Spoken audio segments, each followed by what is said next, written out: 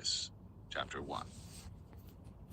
And the Lord called unto Moses, and spake unto him out of the tabernacle of the congregation, saying, Speak unto the children of Israel, and say unto them, If any man of you bring an offering unto the Lord, ye shall bring your offering of the cattle, even of the herd, flock. If his offering be a burnt sacrifice of the herd, let him offer a male without blemish. He shall offer it of his own voluntary will at the door of the tabernacle of the congregation before the Lord.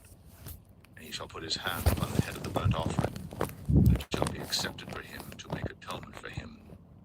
And he shall kill the bullock before the Lord, and the priests, Aaron's sons, shall bring the blood, and sprinkle the blood round about upon the altar that is by the door of the tabernacle of the congregation. And he shall flay the burnt offering, and cut it into pieces. And the sons of Aaron the priests shall put fire upon the altar, and lay the wood in order upon the fire. And the priests, Aaron's sons, shall lay the parts, the head, and the fat, in order upon the wood that is on the fire, which is upon the altar. But his inwards and his legs shall he wash in water, and the priests shall burn all on the altar to be a burnt sacrifice, an offering made by fire, of a sweet savor unto the Lord. And if his offering be of the flocks, namely of the sheep or of the goats, or a burnt sacrifice, he shall bring it male without blemish, and he shall kill it on the side of the altar northward before the Lord. And the priests, Aaron's sons, shall sprinkle his blood round about upon the altar, and he shall cut it into his pieces, with his head and his fat. And the priest shall lay them in order on the wood that is on the fire, which is on the altar. But he shall wash the inwards and the legs with water, and the priest shall bring it all, and burn it upon the altar. It is a burnt sacrifice, an offering made by fire, of a sweet savor unto the Lord. And if the burnt sacrifice for his offering to the Lord be of fowls, then he shall bring his offering of turtle doves or of young pigeons. And the priest shall bring it unto the altar, and wring off his head, and burn it on the altar. And the blood thereof shall be wrung out at the side of the altar. And he shall pluck away his crop with his feathers, and cast it beside the altar on the east part, by the place of the ashes. And he shall cleave it with the wings thereof, but shall not divide it asunder. And the priest shall burn it upon the altar, upon the wood that is upon the fire. It is a burnt sacrifice, an offering made by fire, of a sweet savor unto the Lord.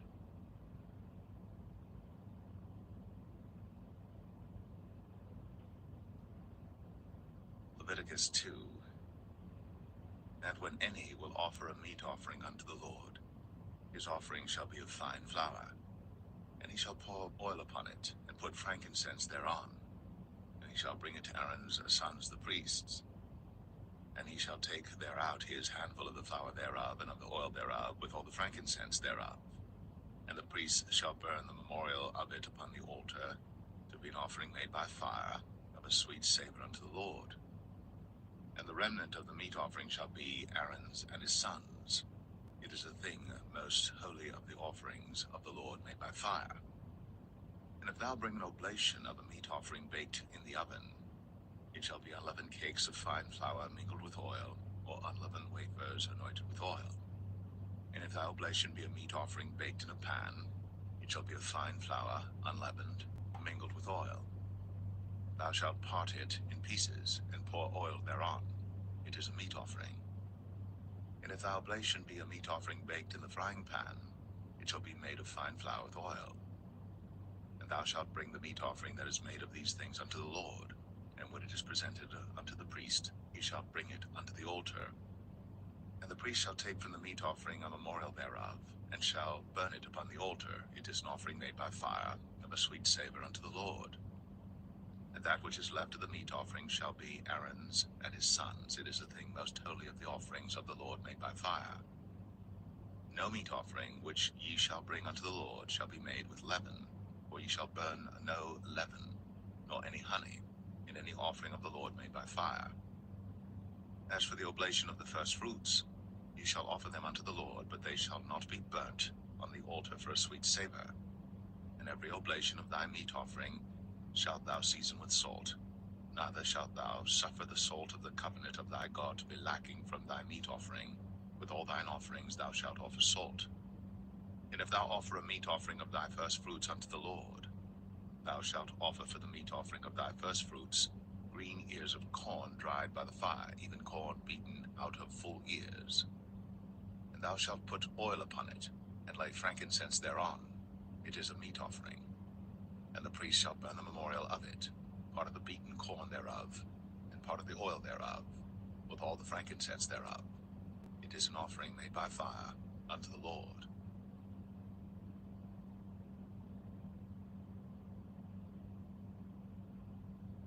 Leviticus 3.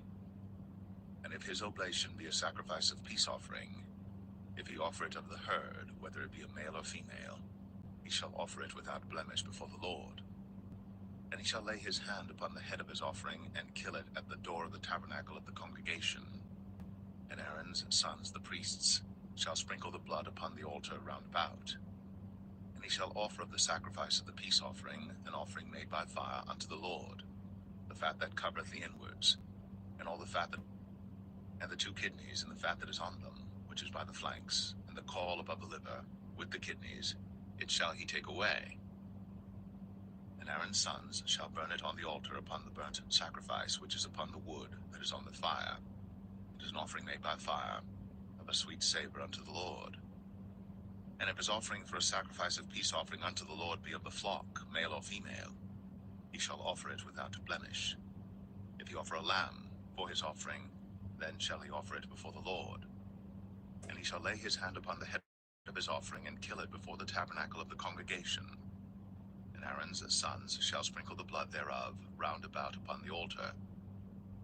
And he shall offer of the sacrifice of the peace offering an offering made by fire unto the Lord, the fat thereof, whole rump, it shall he take off hard by the backbone, and the fat that covereth the inwards, and all the fat that is upon the inwards, and the two kidneys, and the fat that is upon them, which is by the flanks, and the caul above the liver, with the kidneys, it shall he take away.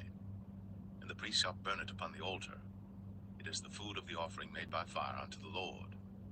And if his offering be a goat, then he shall offer it before the Lord. And he shall lay his hand upon the head of it, and kill it before the tabernacle of the congregation. And the sons of Aaron shall sprinkle the blood thereof upon the altar round about.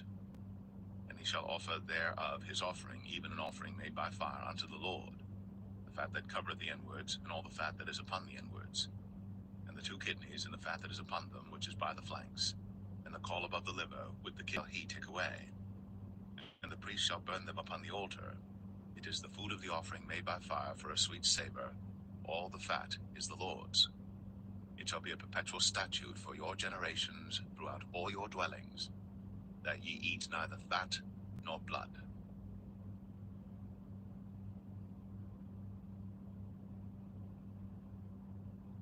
Leviticus 4.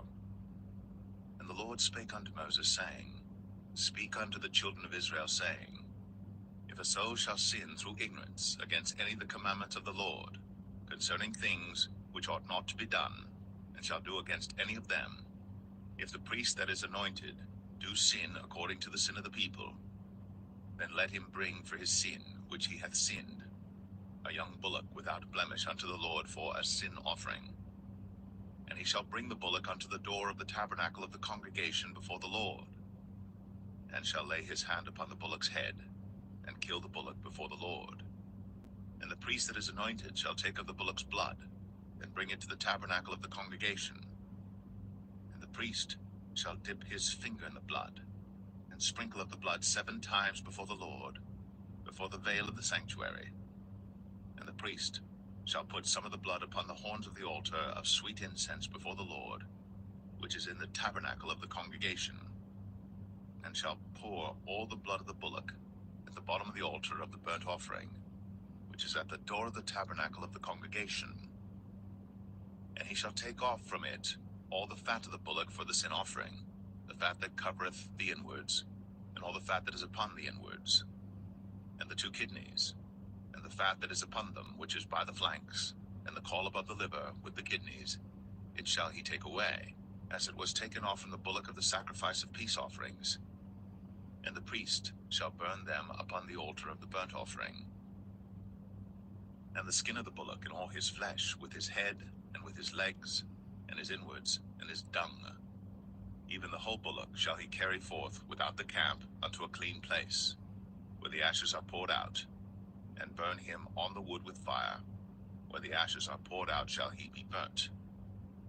And if the whole congregation of Israel sin through ignorance, and the thing be hid from the eyes of the assembly, and they have done somewhat against any of the commandments of the Lord concerning things which should not be done, and are guilty, when the sin which they have sinned against it is known, then the congregation shall offer a young bullock for the sin, and bring him before the tabernacle of the congregation. And the elders of the congregation shall lay their hands upon the head of the bullock before the Lord, and the bullock shall be killed before the Lord. And the priest that is anointed shall bring of the bullock's blood to the tabernacle of the congregation. And the priest shall dip his finger in some of the blood, and sprinkle it 7 times before the Lord, even before the veil. And he shall put some of the blood upon the horns of the altar which is before the Lord, in the tabernacle of the congregation, and shall pour out all the blood at the bottom of the altar of the burnt offering, which is at the door of the tabernacle of the congregation. And he shall take all his fat from him, and burn it upon the altar. And he shall do with the bullock as he did with the bullock for a sin offering. So shall he do with this. And the priest shall make an atonement for them, and it shall be forgiven them. And he shall carry forth the bullock without the camp, and burn him as he burned the first bullock. It is a sin offering for the congregation. When a ruler hath sinned, and done somewhat through ignorance against any of the commandments of the Lord his God, concerning things which should not be done, and is guilty, or if his sin, wherein he hath sinned, come to his knowledge, he shall bring his offering, a kid of the goats, a male without blemish. And he shall lay his hand upon the head of the goat, and kill it in the place where they killed the burnt offering before the Lord. It is a sin offering. And the priest shall take of the blood of the sin offering with his finger, and put it upon the horns of the altar of burnt offering, and shall pour out his blood at the bottom of the altar of burnt offering. And he shall burn all his fat upon the altar, as the fat of the sacrifice of peace offerings. And the priest shall make an atonement for him as concerning his sin, and it shall be forgiven him. And if any one of the common people sin through ignorance, while he doeth somewhat against any of the commandments of the Lord concerning things which ought not to be done, and be guilty, or if his sin, which he hath sinned, come to his knowledge, then he shall bring his offering, a kid of the goats, a female without blemish, for his sin, which hath sinned. And he shall lay his hand upon the head of the sin offering, and slay the sin offering in the place of the burnt offering. And the priest shall take the blood thereof with his finger, and put it upon the horns of the altar of burnt offering, and shall pour out all the blood thereof at the bottom of the altar. And he shall take away all the fat thereof, as the fat is taken away from off the sacrifice of peace offerings. And the priest shall burn it upon the altar for a sweet savor unto the Lord. And the priest shall make an atonement for him, and it shall be forgiven him. And if he bring a lamb for a sin offering, he shall bring it a female without blemish. And he shall lay his hand upon the head of the sin offering, and slay it for a sin offering in the place where they killed the burnt offering. And the priest shall take of the blood of the sin offering with his finger, and put it upon the horns of the altar of burnt offering, and shall pour out all the blood thereof at the bottom of the altar. And he shall take away all the fat thereof, as the fat of the lamb is taken away from the sacrifice of the peace offerings. And the priest shall burn them upon the altar according to the offerings made by fire unto the Lord. And the priest shall make an atonement for his sin that he hath committed, and it shall be forgiven him.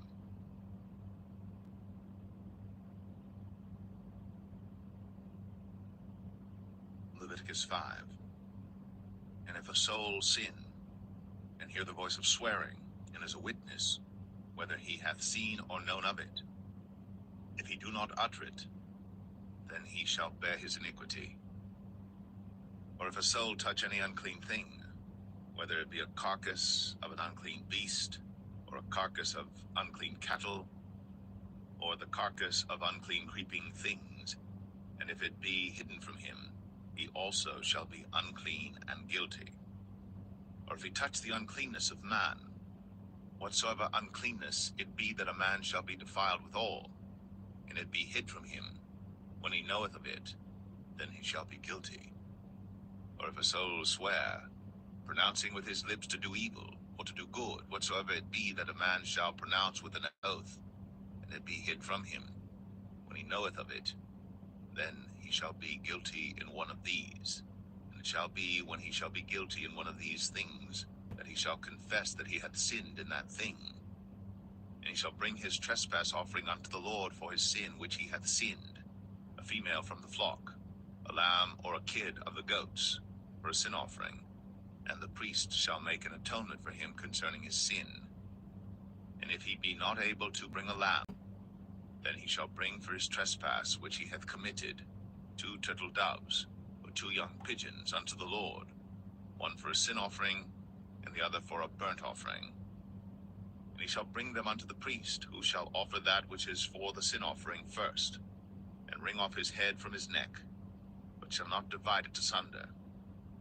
And he shall sprinkle of the blood of the sin offering upon the side of the altar, and the rest of the blood shall be wrung out at the bottom of the altar. It is a sin offering. And he shall offer the second for a burnt offering, and the priest shall make an atonement for him for his sin, and it shall be forgiven him.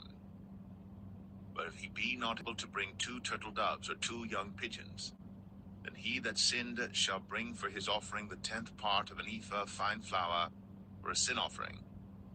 He shall put no oil upon it, neither shall he put any frankincense thereon, for it is a sin offering.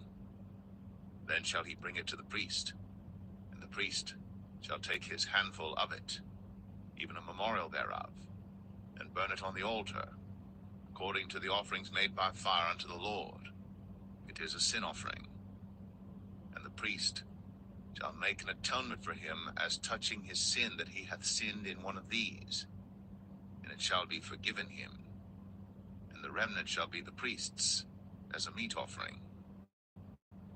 And the Lord spake unto Moses, saying, If a soul commit trespass, and sin through ignorance in the holy things of the Lord, then he shall bring for his trespass unto the Lord a ram without blemish out of the flocks, with thy estimation by shekels of silver, after the shekel of the sanctuary, for a trespass offering. And he shall make amends for the harm that he hath done in the holy thing, and shall add the 5th part thereto, and give it unto the priest. And the priest shall make an atonement for him with the ram a trespass offering, and it shall be forgiven him. And if soul sin, and commit any of these things which are forbidden to be done by the commandments of the Lord, though he wist it not, yet is he guilty, and shall bear his iniquity. And he shall bring a ram without blemish out of the flock, with eye for a trespass offering unto the priest. And the priest shall make an atonement for him concerning his ignorance, wherein he erred and wist it not, and it shall be forgiven him. It is a trespass offering. He hath certainly trespassed against the Lord.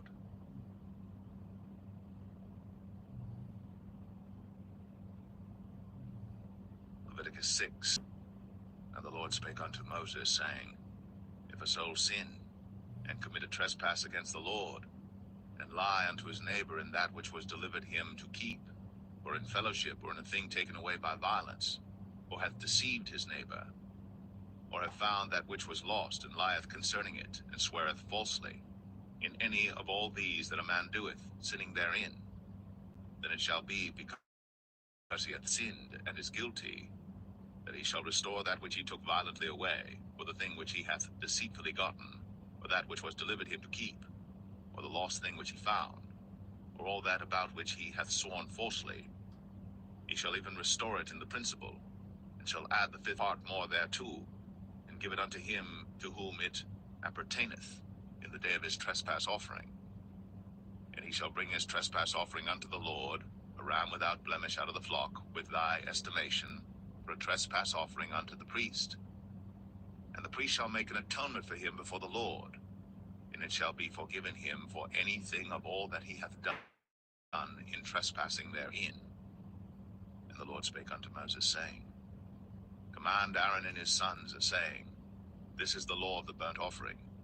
It is burnt offering because of the burning upon the altar all night unto the morning, and the fire of the altar shall be burning in it. And the priest shall put on his linen garment, and his linen breeches shall he put upon his flesh, and take up the ashes which the fire hath consumed with the burnt offering on the altar, and he shall put them beside the altar. And he shall put off his garments, and put on other garments, and carry forth the ashes without the camp unto a clean place. And the fire upon the altar shall be burning in it, it shall not be put out. And the priest shall burn wood on it every morning, and lay the burnt offering in order upon it. And he shall burn thereon the fat of the peace offerings. The fire shall burn upon the altar, it shall never go out. And this is the law of the meat offering. The sons of Aaron shall offer it before the Lord, before the altar. And he shall take of it his handful of the flour of the meat offering, and of the oil thereof, and all the frankincense which is upon the meat offering, and shall burn it upon the altar for a sweet savour, even the memorial of it, unto the Lord. And the remainder thereof shall Aaron and his sons eat. With unleavened bread shall it be eaten in the holy place. In the court of the tabernacle of the congregation they shall eat it. It shall not be baked with leaven. I have given it unto them for their portion of my offerings made by fire. It is holy, as is the sin offering, and as the trespass offering. All the males among the children of Aaron shall eat of it. It shall be a statute forever in your generations concerning the offerings of the Lord made by fire. Every one that toucheth them shall be holy. And the Lord spake unto Moses, saying, This is the offering of Aaron and of his sons, which they shall offer out in the day when he is anointed. The 10th part of an ephah of fine flour for a meat offering perpetual, half of it in the morning, and half thereof at night. In a pan it shall be made with oil, and when it is baked, thou shalt bring it in. And the baked pieces of the meat offering shalt thou offer for a sweet savour unto the Lord. And the priest of his sons that is anointed in his stead shall offer it. It is a statute forever unto the Lord, it shall be wholly burnt. For every meat offering for the priest shall be wholly burnt, it shall not be eaten. And the Lord spake unto Moses, saying, Speak unto Aaron and to his sons, saying, This is the law of the sin offering. In the place where the burnt offering is killed shall the sin offering be killed before the Lord. It is most holy. The priest that offereth it for sin shall eat it. In the place shall it be eaten, in the court of the tabernacle of the congregation. Whatsoever shall touch the flesh thereof shall be holy. And when there is sprinkled of the blood thereof upon any garment, thou shalt wash that whereon it was sprinkled in the holy place. But the earthen vessel wherein it is sodden shall be broken. If it be sodden in a brazen pot, it shall be both scoured and rinsed in water. All the males among the priests shall eat thereof. It is most holy. And no sin offering whereof any of the blood is brought into the tabernacle of the congregation to reconcile with all in the holy place shall be eaten. It shall be burnt in the fire.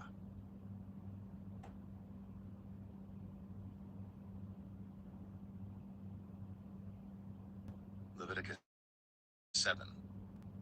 Likewise, this is the law of the trespass offering. It is most holy. In the place where they kill the burnt offering shall they kill the trespass offering, and the blood thereof shall he sprinkle round about upon the altar. And he shall offer of it all the fat thereof, the rump, and the fat that covereth the inwards, and the two kidneys, and the fat that is on them, which is by the flanks, and the caul that is above the liver, with the kidneys, it shall he take away. And the priest shall burn them upon the altar for an offering made by fire unto the Lord. It is a trespass offering. Every male among the priests shall eat thereof. It shall be eaten in the holy place. It is most holy. As the sin offering is, so is the trespass offering. There is one law for them. The priest that maketh atonement therewith shall have it. And the priest that offereth any man's burnt offering, even the priest, shall have to himself the skin of the burnt offering which he hath offered.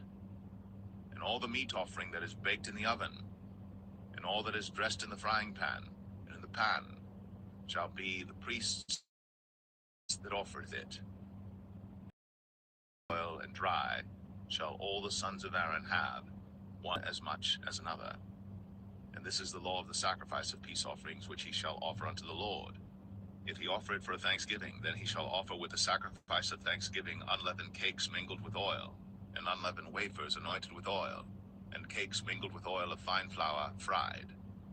Besides the cakes, he shall offer for his offering leavened bread with the sacrifice of thanksgiving of his peace offerings, and of it he shall offer one out of the whole oblation for an heave offering unto the Lord, and it shall be the priests that sprinkleth the blood of the peace offerings. And the flesh of the sacrifice of his peace offerings for thanksgiving shall be eaten the same day that it is offered. He shall not leave any of it until the morning. But if the sacrifice of his offering be a vow or a voluntary offering, it shall be eaten the same day that he offereth his sacrifice, and on the morrow also the remainder of it shall be eaten. But the remainder of the flesh of the sacrifice on the third day shall be burnt with fire. And if any of the flesh of the sacrifice of his peace offerings be eaten at all on the third day, it shall not be accepted, neither shall it be imputed unto him that offereth it. It shall be an abomination. And the soul that eateth of it shall bear his iniquity. And the flesh that toucheth any unclean thing shall not be eaten, shall be burnt with fire. And as for the flesh, all that be clean shall eat thereof. But the soul that eateth of the flesh of the sacrifice of peace offerings that pertain unto the Lord, having his uncleanness upon him, even that soul shall be cut off from his people. Moreover, the soul that shall touch any unclean thing, as the uncleanness of man, or any unclean beast, or any abominable unclean thing, and eat of the flesh of the sacrifice of peace offerings, which pertain unto the Lord, even that soul shall be cut off from his people. And the Lord spake unto Moses, saying, Speak unto the children of Israel, saying, Ye shall eat no manner of fat, of ox, or of sheep, or of goat, and the fat of the beast that dieth of itself, and the fat of that which is torn with beasts, may be used in any other use, but ye shall in no wise eat of it. For whosoever eateth fat of the beast, of which men offer an offering made by fire unto the Lord, even the soul that eateth it shall be cut off from his people. Moreover, ye shall eat no manner of blood, whether it be of fowl or of beast, in any of your dwellings. Whatsoever soul it be that eateth any manner of blood, even that soul shall be cut off from his people.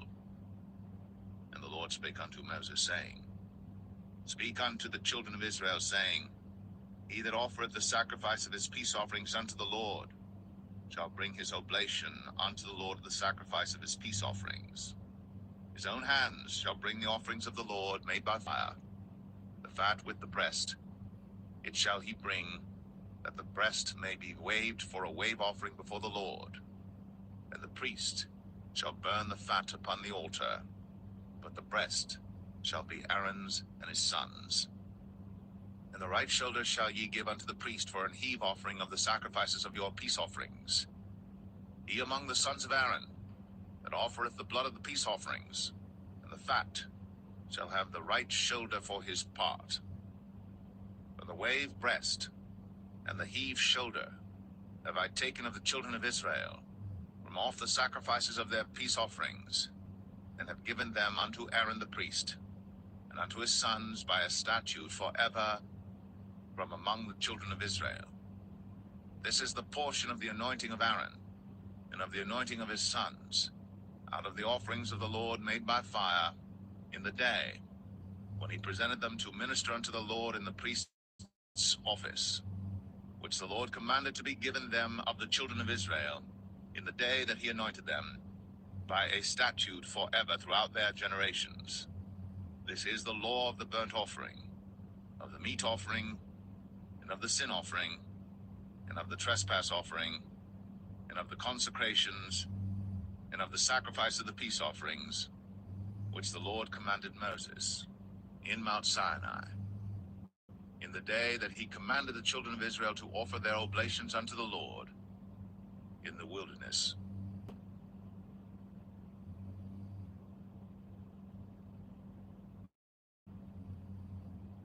Leviticus 8. And the Lord spake unto Moses, saying, Take Aaron and his sons with him, and the garments and the anointing oil, and a bullock for the sin offering, and 2 rams, and a basket of unleavened bread. Then gather thou all the congregation together unto the door of the tabernacle of the congregation. And Moses did as the Lord commanded him. And the assembly was gathered together unto the door of the tabernacle of the congregation. Moses said unto the congregation, This is the thing which the Lord commanded to be done. And Moses brought Aaron and his sons, and washed them with water. And he put upon him the coat, and girded him with the girdle, and clothed him with the robe, and put the ephod upon him. And he girded him with the curious girdle of the ephod, and bound it unto him therewith. And he put the breastplate upon him. Also he put in the breastplate the Urim and the Thummim. And he put the mitre upon his head. Also upon the mitre, even upon his forefront, did he put the golden plate, the holy crown, as the Lord commanded Moses. And Moses took the anointing oil, and anointed the tabernacle and all that was therein, and sanctified them. And he sprinkled thereof upon the altar 7 times, and anointed the altar and all his vessels, both the laver and his foot, to sanctify them. And he poured of the anointing oil upon Aaron's head, and anointed him, to sanctify him. And Moses brought Aaron's sons, and put coats upon them, and girded them with girdles, and put bonnets upon them, as the Lord commanded Moses. And he brought the bullock for the sin offering, and Aaron and his sons laid their hands upon the head of the bullock for the sin offering, and he slew it. And Moses took the blood, and put it upon the horns of the altar round about with his finger, and purified the altar, and poured the blood at the bottom of the altar, and sanctified it, to make reconciliation upon it. And he took all the fat that was upon the inwards, and the caul above the liver, the kidneys, and their fat, and Moses burned it upon the altar. But the bullock and his hide, his flesh and his dung, he burnt with fire without the camp, as the Lord commanded Moses. Offering. And Aaron and his sons laid their hands upon the head of the ram, and he killed it. And Moses sprinkled the blood upon the altar round about. And he cut the ram into pieces. And Moses burnt the head, and the pieces, and the fat. And he washed the inwards and the legs in water. And Moses burnt the whole ram upon the altar. It was a burnt sacrifice for a sweet savor, and an offering made by fire unto the Lord, as the Lord commanded Moses. And he brought the other ram, the ram of consecration. And Aaron and his sons laid their hands upon the head of the ram, and he slew it. And Moses took of the blood of it, and put it upon the tip of Aaron's right ear, and upon the thumb of his right hand, and upon the great toe of his right foot. And brought Aaron's sons, and Moses put of the blood upon the tip of their, and upon the thumbs of their right hands, and upon the great toes of their right feet. And Moses sprinkled the blood upon the altar round about. And he took the fat, and the rump, and all the fat that was upon the inwards, and the caul above the liver, and the 2 kidneys in their fat, and the right shoulder. And out of the basket of unleavened bread that was before the Lord, he took 1 unleavened cake, and a cake of oiled bread, and 1 wafer, and put them on the fat, and upon the right shoulder. And he put all upon Aaron's hands, and upon his sons' hands, and waved them for a wave offering before the Lord. And Moses took them from off their hands, and burnt them on the altar upon the burnt offering. They were consecrations for a sweet savor. It is an offering made by fire unto the Lord. And Moses took the breast, and waved it for a wave offering before the Lord. For of the ram of consecration it was Moses' part, as the Lord commanded Moses. And Moses took of the anointing oil, and of the blood which was upon the altar, and sprinkled it upon Aaron, and upon his garments, and upon his sons, and upon his sons' garments with him, and sanctified Aaron, and his garments, and his sons' garments with him. And Moses said unto Aaron and to his sons, Boil the flesh at the door of the tabernacle of the congregation, and there eat it with the bread that is in the basket of consecrations, as I commanded, saying, Aaron and his sons shall eat it. And that which remaineth of the flesh and of the bread shall ye burn with fire. And ye shall not go out of the door of the tabernacle of the congregation in 7 days, until the days of your consecration be at an end. For 7 days shall he consecrate you. as he hath done this day, so the Lord hath commanded to do, to make an atonement for you. Therefore shall ye abide at the door of the tabernacle of the congregation day and night, 7 days, and keep the charge of the Lord, that ye die not, for so I am commanded. So Aaron and his sons did all things which the Lord commanded by the hand of Moses.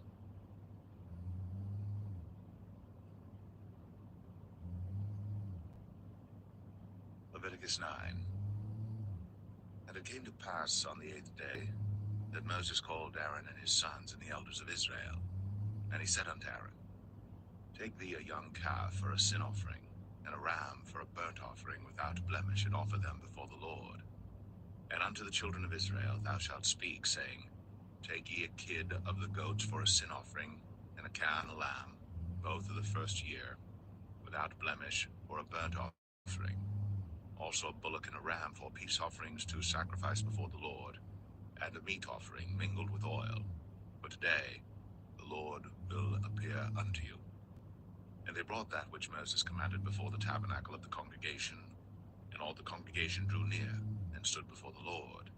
And Moses said, This is the thing which the Lord commanded that ye should do, and the glory of the Lord shall appear unto you. And Moses said unto Aaron, Go unto the altar, and offer thy sin offering, and thy burnt offering, and make an atonement for thyself, and for the people. And offer the offering of the people, and make an atonement for them, as the Lord commanded. Aaron therefore went unto the altar, and slew the calf of the sin offering, which was for himself. And the sons of Aaron brought the blood unto him, and he dipped his finger in the blood, and put it upon the horns of the altar, and poured out the blood at the bottom of the altar. But the fat and the kidneys and the caul above the liver of the sin offering he burnt upon the altar, as the Lord commanded Moses. And the flesh and the hide he burnt with fire without the camp, and he slew the burnt offering.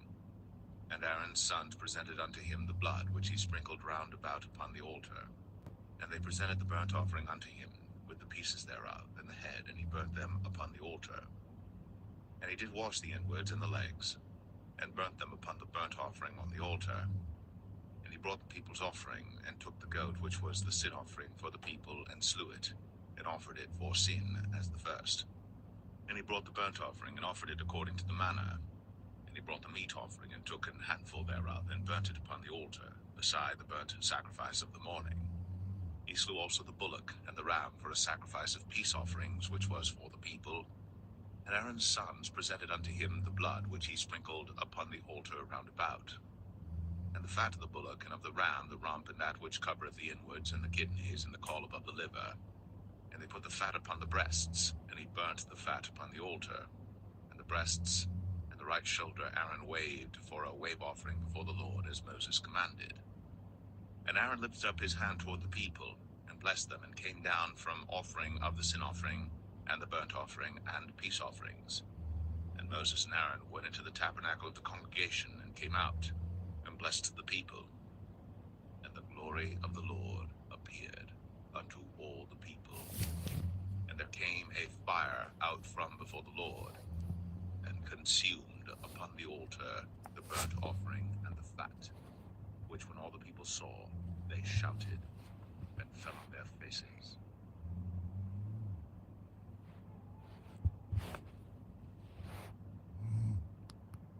Leviticus 10. And Nadab and Abihu, the sons of Aaron, took either of them his censer, and put fire therein, and put incense thereon, and offered a strange fire before the Lord, which he commanded them not. And there went out fire from the Lord, and devoured them, and they died before the Lord.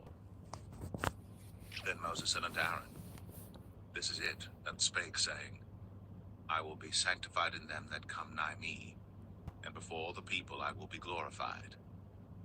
And Aaron held his peace. And Moses called Mishael and Elzaphan, the sons of Uzziel, the uncle of Aaron, and said unto them, Come near, carry your brethren from before the sanctuary out of the camp. So they went near, and carried them in their coats out of the camp, as Moses had said. And Moses said unto Aaron, and unto Eleazar, and unto Ithamar his sons, Uncover not your heads, neither rend your clothes, lest ye die.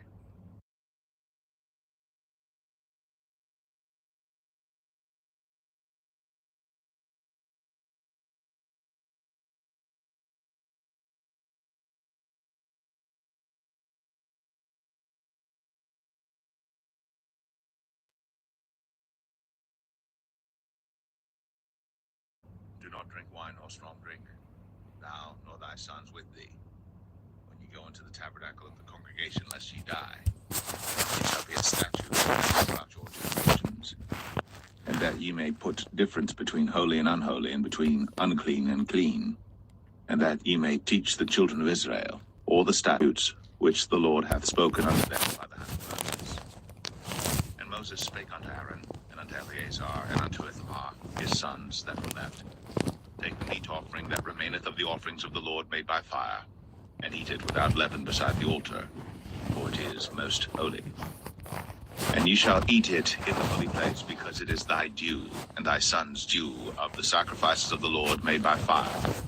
So I am commanded. And the wave breast, and heave shoulder shall ye eat in a clean place, thou and thy daughters with thee, for they be thy due, and thy son's due, which are given out of the sacrifices of peace offerings of the children of Israel. The heave shoulder and the wave breast shall they bring with the offerings made by fire of the fat, to wave it for a wave offering before the Lord, and it shall be thine, and thy sons with thee, by a statute forever, as the Lord hath commanded.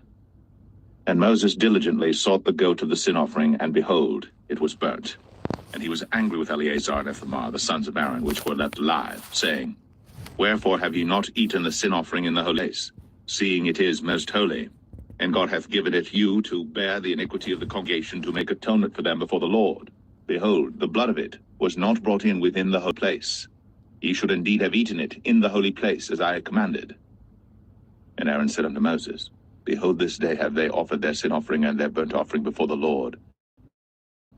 And such things have befallen me. And if I had eaten the sin offering today, should it have been accepted in the sight of the Lord? And when Moses heard that, he was content.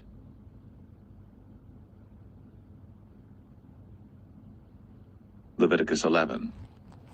And the Lord spake unto Moses and to Aaron, saying unto them, Speak unto the children of Israel, saying, These are the beasts, which ye shall eat among all the beasts that are on the earth. Whatsoever parteth the hoof, and is cloven-footed, and cheweth the cud, among the beasts, that shall ye eat. Nevertheless, these shall ye not eat of them that chew the cud, or of them that divide the hoof, as the camel, because he cheweth the cud, but divideth not the hoof, he is unclean unto you. And the coney, because he cheweth the cud, but divideth not the hoof, he is unclean unto you. And the hare, because he cheweth the cud, but divideth not the hoof, he is unclean unto you. And the swine, though he divide the hoof, and be cloven-footed, yet he cheweth not the cud, he is unclean to you. Of their flesh shall ye not eat, and their carcass shall ye not touch, they are unclean to you. These shall ye eat of all that are in the waters. Whatsoever hath fins and scales in the waters, in the seas, and in the rivers, them shall ye eat. And all that have not fins and scales in the seas, and in the rivers, of all that move in the waters, and of any living thing which is in the waters, they shall be an abomination unto you. They shall be even an abomination unto you. Ye shall not eat of their flesh, but ye shall have their carcasses in abomination.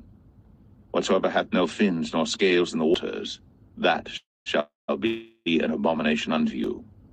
And these are they which ye shall have in abomination among the fowls. They shall not be eaten.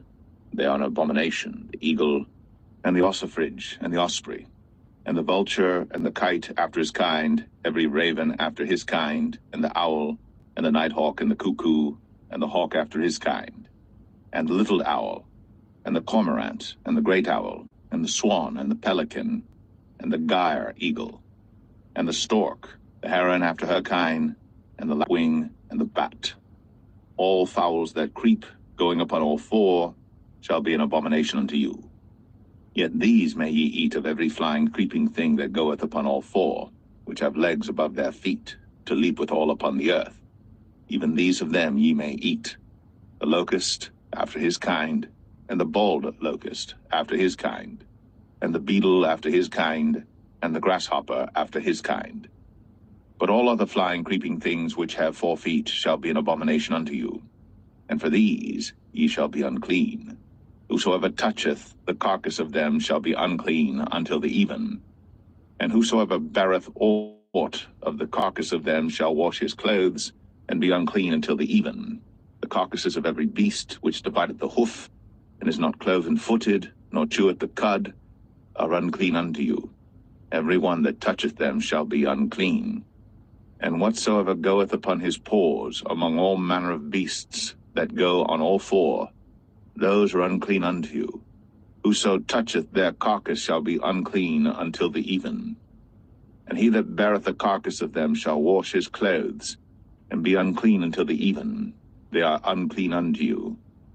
These also shall be unclean unto you among the creeping things that creep upon the earth, the weasel, and the mouse, and the tortoise after his kind, and the ferret, and the chameleon, and the lizard, and the snail, and the mole. These are unclean to you among all that creep. Whosoever doth touch them, when they be dead, shall be unclean until the even. And upon whatsoever any of them, when they are dead, doth fall, it shall be unclean, whether it be any vessel of wood, or raiment, or skin, or sack, whatsoever vessel it be, wherein any work is done, it must be put into water, and it shall be unclean until the even. So it shall be cleansed. And every earthen vessel, whereinto any of them falleth, whatsoever is in it shall be unclean, and ye shall break it. Of all meat which may be eaten, that on which such water cometh shall be unclean, and all drink that may be drunk in every such vessel shall be unclean. And everything whereupon any part of their carcass falleth shall be unclean, whether it be oven, or ranges, or pots, they shall be broken down, for they are unclean, and shall be unclean unto you. Nevertheless a fountain or pit wherein there is plenty of water shall be clean, but that which toucheth their carcass shall be unclean. And if any part of their carcass fall upon any sowing seed which is to be sown, it shall be clean. But if any water be put upon the seed, and any part of their carcass fall thereon, it shall be unclean unto you. And if any beast of which ye may eat die, he that toucheth the carcass thereof shall be unclean until the even. And he that eateth of the carcass of it shall wash his clothes, and be unclean until the even. He also that beareth the carcass of it shall wash his clothes, and be unclean until the even. And every creeping thing that creepeth upon the earth shall be an abomination. It shall not be eaten. Whatsoever goeth upon the belly, and whatsoever goeth upon all four, or whatsoever hath more feet among all creeping things that creep upon the earth, them ye shall not eat, but they are an abomination.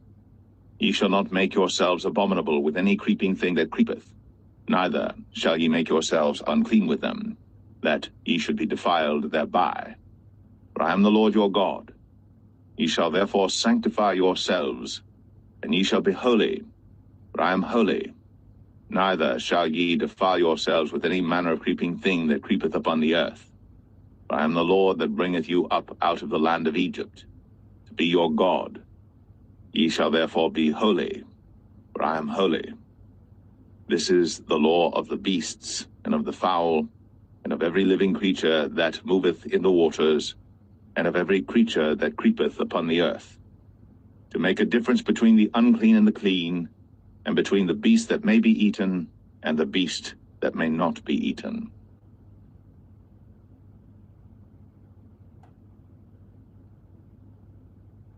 Leviticus 12.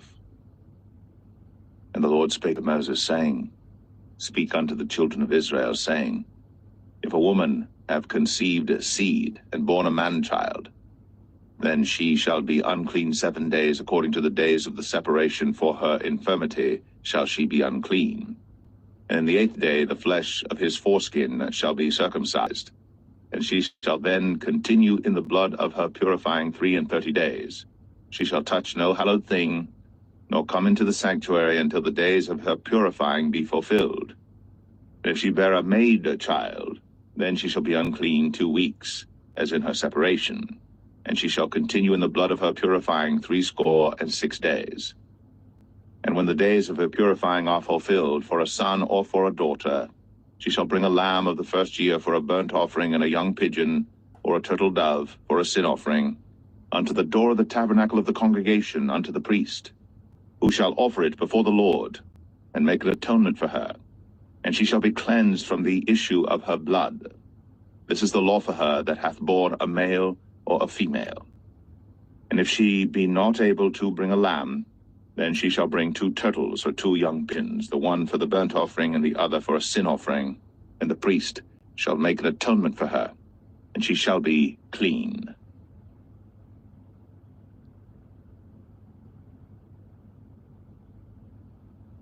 Leviticus 13.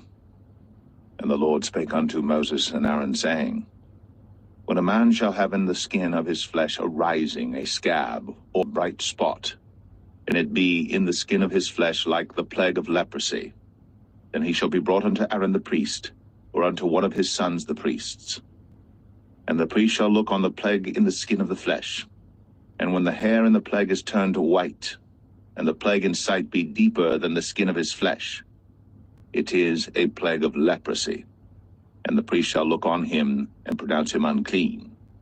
If the bright spot be white in the skin of his flesh, and in sight be not deeper than the skin, and the hair thereof be not turned white, then the priest shall shut up him that hath the plague 7 days. And the priest shall look on him the 7th day, and behold, if the plague in his sight be at a stay, and the plague spread not in the skin, then the priest shall shut him up 7 days more. And the priest shall look on him again the 7th day, and behold, if the plague be somewhat dark, and the plague spread not in the skin, the priest shall pronounce him clean. It is but a scab, and he shall wash his clothes, and be clean. But if the scab spread much abroad in the skin, after that he hath been seen of the priest for his cleansing, he shall be seen of the priest again. And if the priest see that, behold, the scab spreadeth in the skin, then the priest shall pronounce him unclean. It is a leprosy. When the plague of leprosy is in a man, then he shall be brought unto the priest. And the priest shall see him, and behold, if the rising be white in the skin, and it have turned the hair white, and there be quick raw flesh in the rising, it is an old leprosy in the skin of his flesh. And the priest shall pronounce him unclean, and shall not shut him up, for he is unclean. And if a leprosy break out abroad in the skin, and the leprosy cover all the skin of him that hath the plague from his head even to his foot, wheresoever the priest looketh, then the priest shall consider, and behold, if the leprosy have covered all his flesh, he shall pronounce him clean that hath the plague. It is all turned white, he is clean. But when raw flesh appeareth in him, he shall be unclean. And the priest shall see the raw flesh, and pronounce him to be unclean. For the raw flesh is unclean, it is a leprosy. Or if the raw flesh turn again, and be changed unto white, he shall come unto the priest. And the priest shall see him, and behold, if the plague be turned into white, then the priest shall pronounce him clean that hath the plague. He is clean. The flesh also, in which even in the skin thereof was a boil, and is healed. And in the place of the boil there be a white rising, or a bright spot, white and somewhat reddish, and it be shown to the priest. And if, when the priest seeth it, behold, it be in sight lower than the skin, and the hair thereof be turned white, the priest shall pronounce him unclean. It is a plague of leprosy broken out of the boil. But if the priest look on it, and behold, there be no white hairs therein, and if it be not lower than the skin, but be somewhat dark, then the priest shall shut him up 7 days. And if it spread much abroad in the skin, then the priest shall pronounce him unclean. It is a plague. But if the bright spot stay in his place, and spread not, it is a burning boil, and the priest shall pronounce him clean. Or if there be any flesh in the skin whereof there is a hot burning, and the quick flesh that burneth have a white bright spot, somewhat reddish or white, then the priest shall look upon it, and behold, if the hair in the bright spot be turned white, and it be in sight deeper than the skin, it is a leprosy broken out of the burning. Wherefore the priest shall pronounce him unclean. It is the plague of leprosy. But if the priest look on it, and behold, there be no white hair in the bright spot, and it be no lower than the other skin, but be somewhat dark, then the priest shall shut him up 7 days. And the priest shall look upon him the 7th day, and if it be spread much abroad in the skin, then the priest shall pronounce him unclean. It is the plague of leprosy. And if the bright spot stay in his place, and spread not in the skin, but it be somewhat dark, it is a rising of the burning, and the priest shall pronounce him clean. For it is an inflammation of the burning. If a man or woman have a plague upon the head or the beard, then the priest shall see the plague, and behold, if it be in sight deeper than the skin, and there be in it a yellow thin hair, then the priest shall pronounce him unclean. It is a dry scall, even a leprosy upon the head or beard. Let the priest look on the plague of the scall, and behold, it be not in sight deeper than the skin, and that there is no black hair in it. Then the priest shall shut up him that hath the plague of the scall 7 days. And in the 7th day, the priest shall look on the plague, and behold, if the scall spread not, and there be in it no yellow hair, and the scall be not in sight deeper than the skin, he shall be shaven, but the scall shall he not shave, and the priest shall shut up him that hath the scall 7 days more. And in the 7th day the priest shall look on the scall, and behold, if the scall be not spread in the skin, nor be in sight deeper than the skin, then the priest shall pronounce him clean, and he shall wash his clothes, and be clean. But if the scall spread much in the skin after his cleansing, then the priest shall look on him, and behold, if the scall be spread in the skin, the priest shall not seek for yellow hair, he is unclean. But if the scall be in his sight at a stay, and that there is black hair grown up therein, the scall is healed, he is clean, and the priest shall pronounce him clean. If a man also or a woman have in the skin of their flesh bright spots, even white bright spots, then the priest shall look, and behold, if the bright spots in the skin of their flesh be darkish white, it is a freckled spot that groweth in the skin, he is clean. And the man whose hair is fallen off his head, he is bald, yet is he clean. And he that hath his hair fallen off from the part of his head toward his face, he is forehead bald, yet is he clean. And if there be in the bald head or bald forehead a white reddish sore, it is a leprosy sprung up in his bald head, or his bald forehead. Then the priest shall look upon it, and behold, if the rising of the sore be white, reddish in his bald head, or in his bald forehead, as the leprosy appeareth in the skin of the flesh, he is a leprous man. He is unclean. The priest shall pronounce him utterly unclean. His plague is in his head. And the leper in whom the plague is, his clothes shall be rent, and his head bare, and he shall put a covering upon his upper lip, and shall cry, Unclean, unclean. All the days wherein the plague shall be in him, he shall be defiled. He is unclean. He shall dwell alone. Without the camp shall his habitation be. The garment also that the plague of leprosy is in, whether it be a woolen garment or a linen garment, whether it be in the warp or woof of linen or of woolen, whether in a skin or in anything made of skin, and if the plague be greenish or reddish in the garment or in the skin, either in the warp or in the woof or in anything of skin, it is and shall be shown unto the priest. And the priest shall look upon the plague, and shut up it that hath the plague 7 days. And he shall look on the plague on the 7th day, if the plague be spread in the garment, either in the warp, or in the woof, or in a skin, or in any work that is made of skin, the plague is a fretting leprosy, it is unclean. He shall therefore burn the garment, whether warp or woof, in woolen or in linen, or anything of skin, wherein the plague is, for it is a fretting leprosy, it shall be burnt in the fire. And if the priest shall look, and behold, the plague be not spread in the garment, either in the warp, or in the woof, or in anything of skin, then the priest shall command that they wash the thing wherein the plague is, and he shall shut it up 7 days more. And the priest shall look on the plague after that it is washed, and behold, if the plague have not changed his color, and the plague be not spread, it is unclean. Thou shalt burn it in the fire. It is fret inward, whether it be bare within or without. And if the priest look, and behold, the plague be somewhat dark after the washing of it, then he shall rend it out of the garment, or out of the skin, or out of the warp, or out of the woof. And if it appear still in the garment, either in the warp, or in the woof, or in anything of skin, it is a spreading plague. Thou shalt burn that wherein the plague is with fire. and the garment either warp or woof, or whatsoever thing of skin it be, which thou shalt wash, if the plague be departed from them, then it shall be washed the second time, and shall be clean.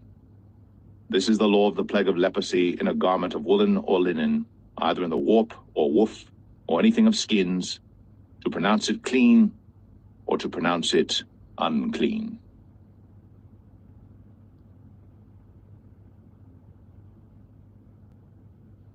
Leviticus 14. And the Lord spake unto Moses, saying, This shall be the law of the leper in the day of his cleansing. He shall be brought unto the priest.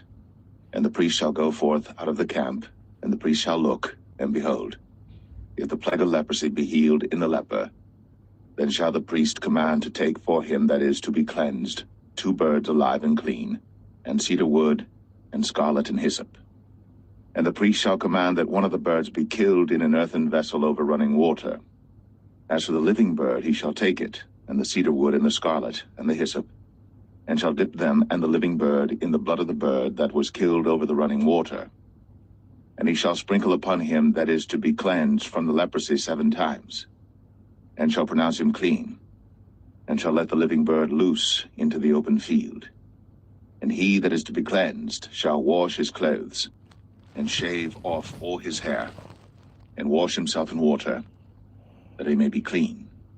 And after that he shall come into the camp, and shall tarry abroad out of his tent 7 days.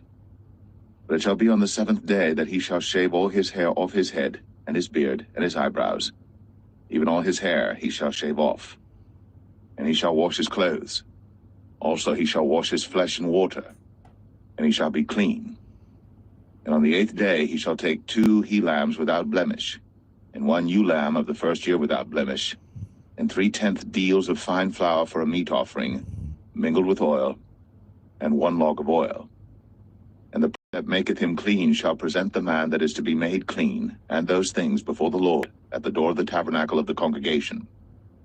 And the priest shall take 1 he-lamb, and offer him for a trespass offering, and the log of oil, and wave them for a wave offering before the Lord.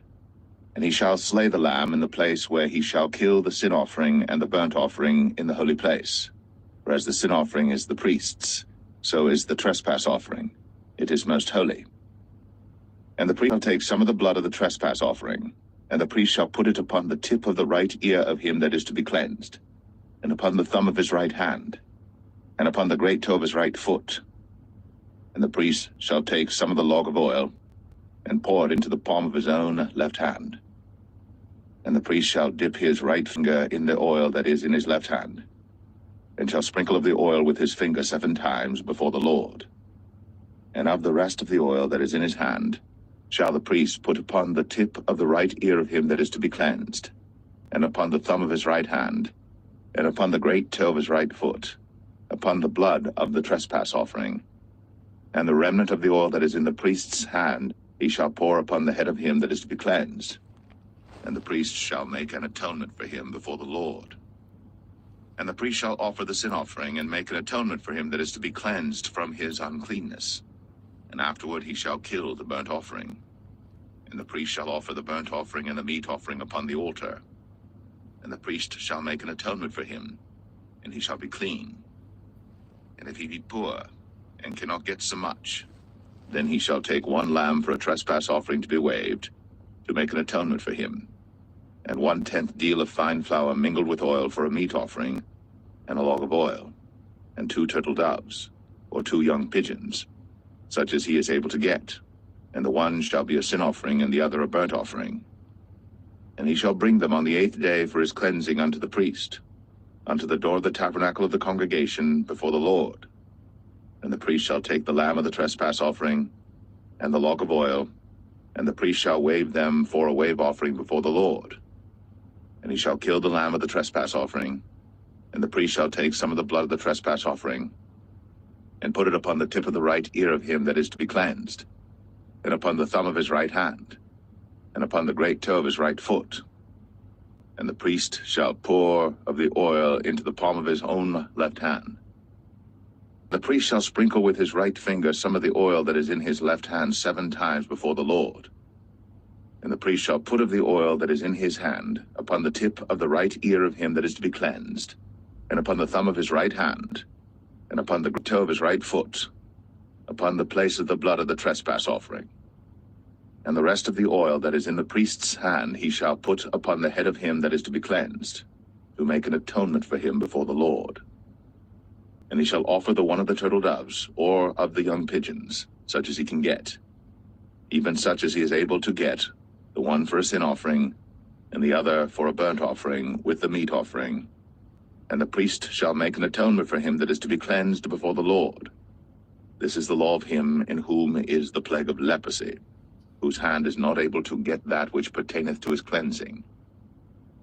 And the Lord spake unto Moses and unto Aaron, saying, When ye be come into the land of Canaan, which I give to you for a possession, and I put the plague of leprosy in a house of the land of your possession, and he that owneth the house shall come and tell the priest, saying, It seemeth to me there is as it were a plague in the house.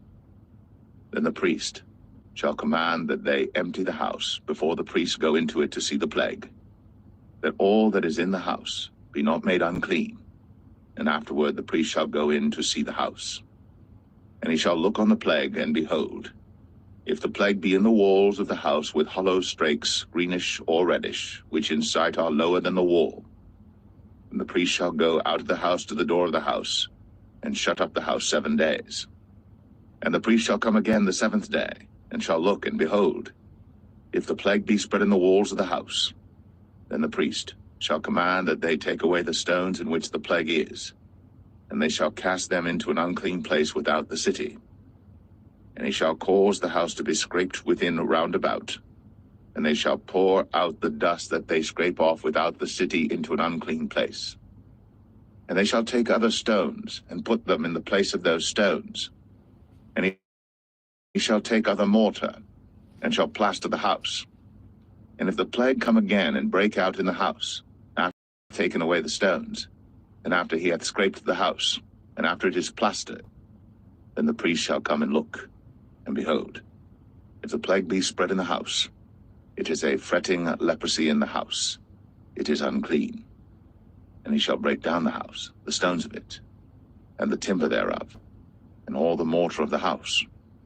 And he shall carry them forth out of the city into an unclean place.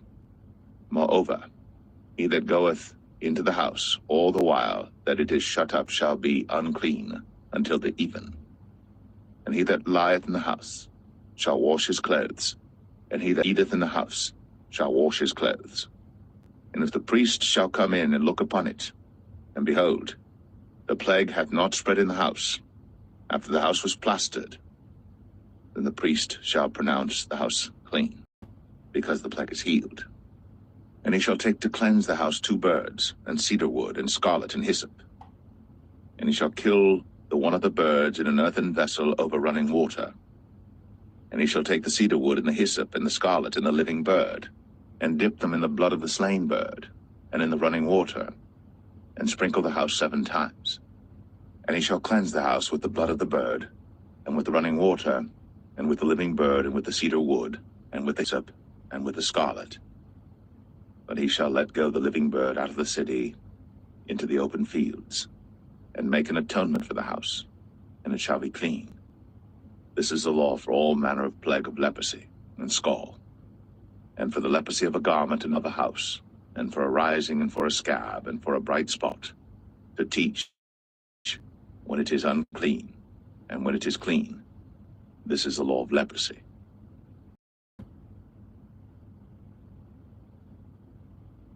Leviticus 15. And the Lord spake unto Moses and to Aaron, saying, Speak unto the children of Israel, and say unto them, When any man hath a running issue out of his flesh, because of his issue he is unclean. And this shall be his uncleanness in his issue, whether his flesh run with his issue, or his flesh be stopped from his issue, it is his uncleanness. Every bed whereon he lieth that hath the issue is unclean, and everything whereon he sitteth shall be unclean.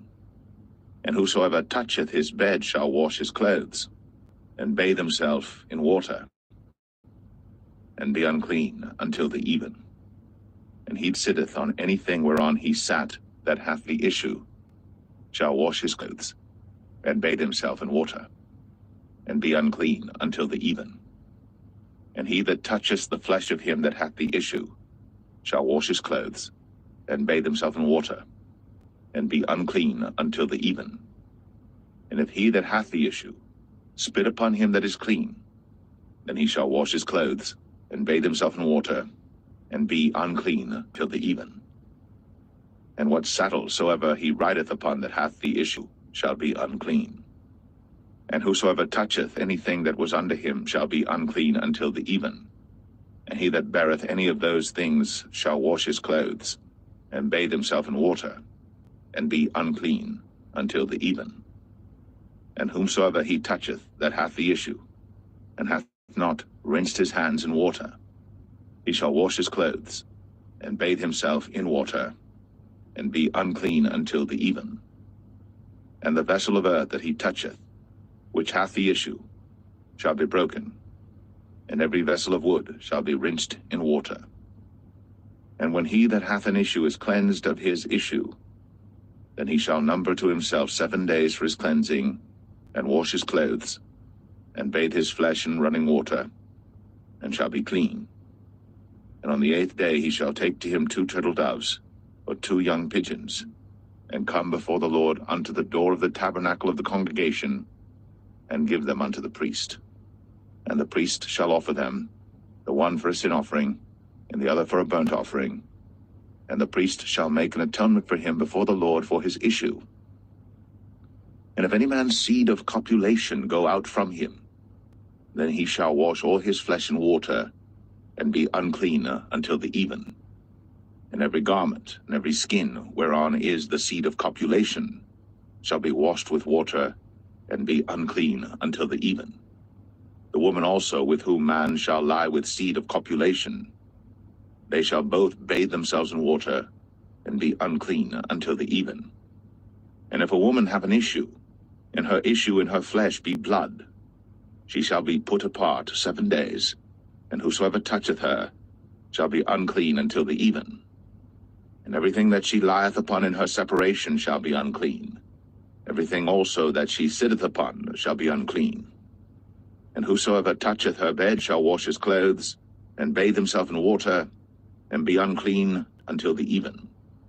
And whosoever toucheth anything that she sat upon shall wash his clothes, and bathe himself in water, and be unclean until the even.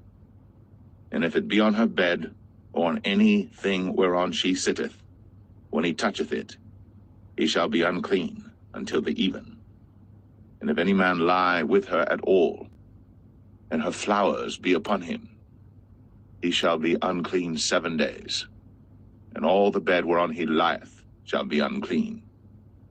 And if a woman have an issue of her blood many days out of the time of her separation, or if it run beyond the time of her separation, all the days of the issue of her uncleanness shall be as the days of her separation.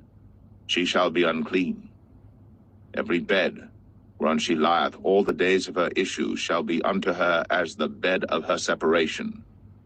And whatsoever she sitteth upon shall be unclean, as the uncleanness of her separation.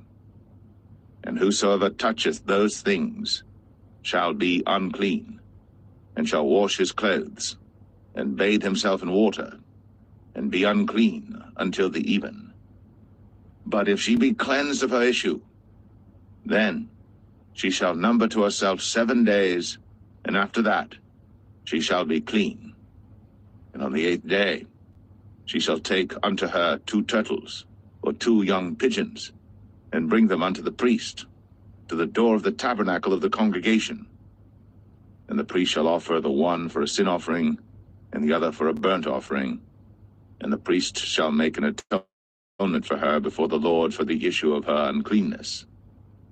Thus shall ye separate Israel from their uncleanness, that they die not in their uncleanness, when they defile my tabernacle that is among them.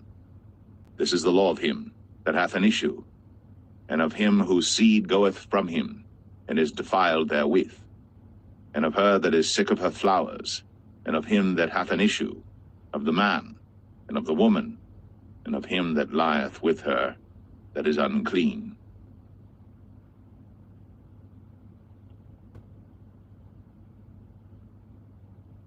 Leviticus 16. And the Lord spake unto Moses after the death of the two sons of Aaron, when they offered before the Lord and died. And the Lord said unto Moses, Speak unto Aaron thy brother, that he come not at all times into the holy place in the veil before the mercy seat, which is upon the ark, that he die not. For I will appear in the cloud upon the mercy seat. Thus shall Aaron come into the holy place with a young bullock for a sin offering, and a ram for a burnt offering. He shall put on the holy linen coat, and he shall have linen breeches upon his flesh, and shall be girded with a linen girdle, and with linen mitre shall he be attired. These are holy garments. Therefore shall he wash his flesh in water, and so put them on. And he shall take of the congregation of the children of Israel 2 kids of the goats for a sin offering, and 1 ram for a burnt offering. And Aaron shall offer his bullock of the sin offering, which is for himself, and make an atonement for himself and for his house. And he shall take the 2 goats and present them before the Lord at the door of the tabernacle of the congregation. And Aaron shall cast lots upon the 2 goats, 1 lot for the Lord, and the other lot for the scapegoat. And Aaron shall bring the goat upon which the Lord's lot fell, and offer him for a sin offering. But the goat on which the lot fell to be the scapegoat shall be presented alive before the Lord to make an atonement with him, and to let him go for a scapegoat into the wilderness. And Aaron shall bring the bullock of the sin offering, which is for himself, and shall make an atonement for himself and for his house, and shall kill the bullock of the sin offering, which is for himself. And he shall take a censer full of burning coals from off the altar before the Lord, and his hands full of sweet incense beat more, and bring it within the veil. And he shall put the incense upon the fire before the Lord, that the cloud of the incense may cover the mercy seat that is upon the testimony, that he die not. And he shall take of the blood of the bullock, and sprinkle it with his finger upon the mercy seat eastward. And before the mercy seat shall he sprinkle of the blood with his finger 7 times. Then shall he kill the goat of the sin offering that is for the people, and bring his blood within the veil, and do with that blood as he did with the blood of the bullock, and sprinkle it upon the mercy seat, and before the mercy seat. And he shall make an atonement for the holy place, because of the uncleanness of the children of Israel, and because of their transgressions and all their sins. And so shall he do for the tabernacle of the congregation that remaineth among them in the midst of their uncleanness. And there shall be no man in the tabernacle of the congregation when he goeth in to make an atonement in the holy place, until he come out, and have made an atonement for himself, and for his household, and for all the congregation of Israel. And he shall go out unto the altar that is before the Lord, and make an atonement for it, and shall take of the blood of the bullock, and of the blood of the goat, and put it upon the horns of the altar round about. And he shall sprinkle of the blood upon it with his finger 7 times, and cleanse it, and hallow it from the uncleanness of the children of Israel. And when he hath made an end of reconciling the holy place, and the tabernacle of the congregation, and the altar, he shall bring the live goat. And Aaron shall lay both his hands upon the head of the live goat, and confess over him all the iniquities of the children of Israel, and all their transgressions and all their sins, putting them upon the head of the goat, and shall send him away by the hand of a fit man into the wilderness. And the goat shall bear upon him all their iniquities unto a land not inhabited. And he shall let go the goat in the wilderness. And Aaron shall come into the tabernacle of the congregation, and shall put off the linen garments, which he put on when he went into the holy place, and shall leave them there. And he shall wash his flesh with water in the holy place, and put on his garments, and come forth, and offer his burnt offering, and the burnt offering of the people, and make an atonement for himself and for the people. And the fat of the sin offering shall he burn upon the altar. And he that let go the goat for the scapegoat shall wash his clothes, and bathe his flesh in water, and afterward come into the camp. And the bullock for the sin offering, and the goat for the sin offering, whose blood was brought in to make atonement in the holy place, shall one carry forth without the camp, and they shall burn in the fire their skins, and their flesh, and their dung. And he that burneth them shall wash his clothes, and bathe his flesh in water, and afterward he shall come into the camp. And this shall be a statute forever unto you, that in the 7th month, on the 10th day of the month, ye shall afflict your souls, and do no work at all, whether it be one of your own country or a stranger that sojourneth among you. For on that day shall the priest make an atonement for you, to cleanse you, that ye may be clean from all for the Lord. It shall be a Sabbath of rest unto you, and ye shall afflict your souls by a statute forever. And the priest, whom he shall anoint, and whom he shall consecrate to minister in the priest's office in his father's stead, shall make the atonement, and shall put on the linen clothes, even the holy garments. And he shall make an atonement for the holy sanctuary, and he shall make an atonement for the tabernacle of the congregation, and for the altar, and he shall make an atonement for the priests, and for all the people of the congregation. And this shall be an everlasting statute unto you, to make an atonement for the children of Israel for all their sins once a year. And he did, as the Lord commanded Moses.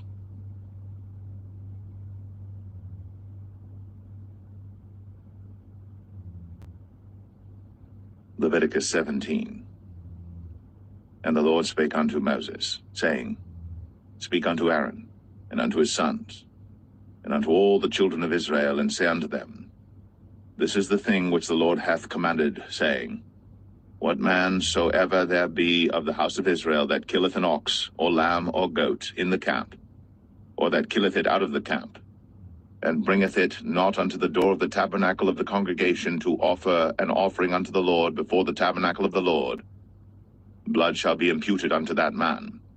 He hath shed blood, and that man shall be cut off from among his people, to the end that the children of Israel may bring their sacrifices which they offer in the open field, even that they may bring them unto the Lord, unto the door of the tabernacle of the congregation, unto the priest, and offer them for peace offerings unto the Lord.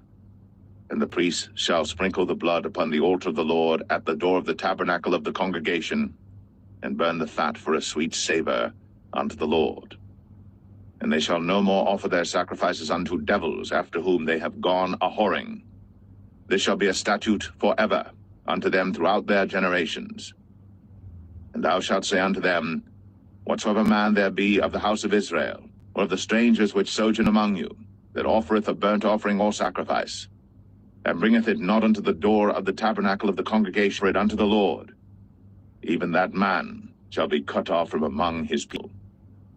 And whatsoever man there be of the house of Israel, the strangers that sojourn among you, that eateth any manner of blood, I will even set my face against that soul that eateth blood, and will cut him off from among his people.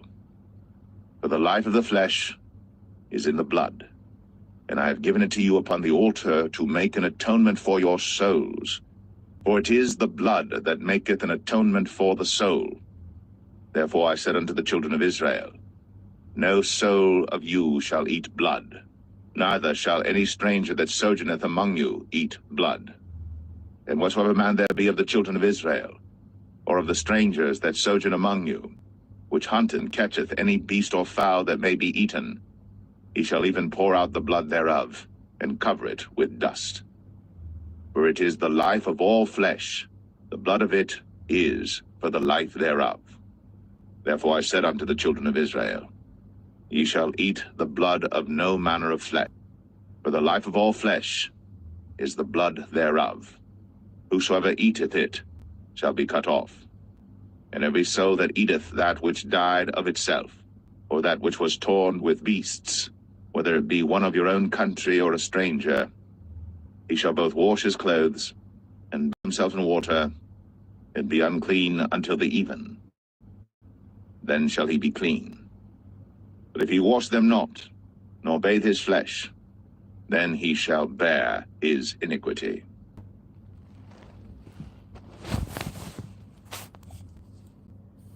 Leviticus 18. And the Lord spake unto Moses, saying, Speak unto the children of Israel, and say unto them, I am the Lord your God. After the doings of the land of Egypt, wherein ye dwelt, shall ye not do. And after the doings of the land of Canaan, whither I bring you, shall ye not do. Neither shall ye walk in their ordinances. Ye shall do my judgments, and keep mine ordinances, to walk therein. I am the Lord your God. Ye shall therefore keep my statutes and my judgments, which if a man do, he shall live in them. I am the Lord. None of you shall approach to any that is near of kin to him, to uncover their nakedness. I am the Lord. The nakedness of thy father, or the nakedness of thy mother, shalt thou not uncover. She is thy mother, thou shalt not uncover her nakedness. The nakedness of thy father's wife shalt thou not uncover. It is thy father's nakedness.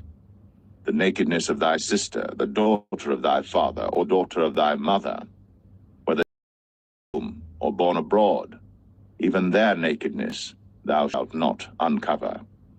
The nakedness of thy son's daughter, or of thy daughter's daughter, even their nakedness thou shalt not uncover, for theirs is thine own nakedness. The nakedness of thy father's wife's daughter, begotten of thy father, she is thy sister. Thou shalt not uncover her nakedness.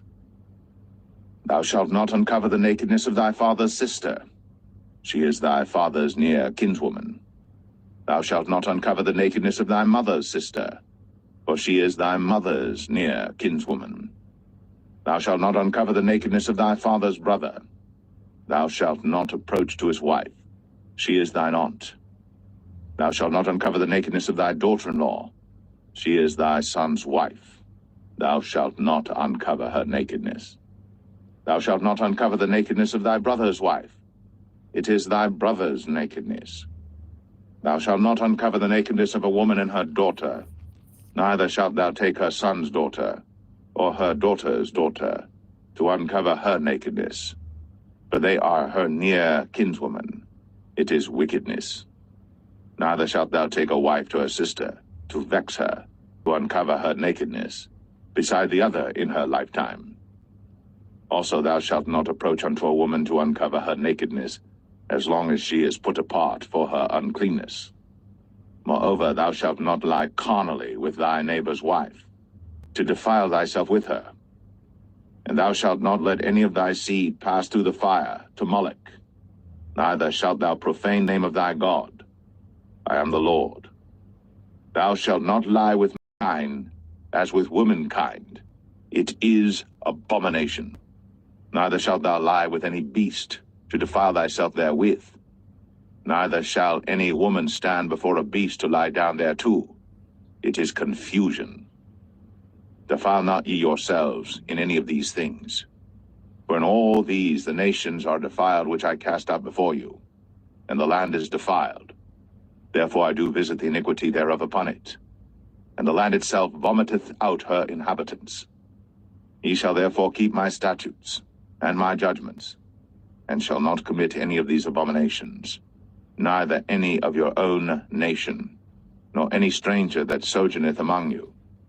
For all these abominations have the men of the land done, which were before you, and the land is defiled, that the land spew not you out also, when ye defile it, as it spewed out the nations that were before you. For whosoever shall commit any of these abominations, even the souls that commit them, shall be cut off from among their people. Therefore shall ye keep mine ordinance, that ye commit not any one of these abominable customs, which were committed before you, and that ye defile not yourselves therein. I am the Lord your God.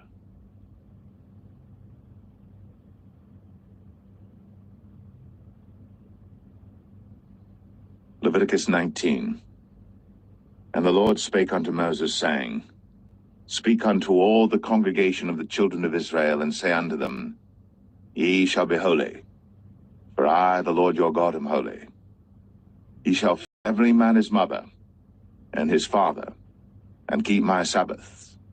I am the Lord your God.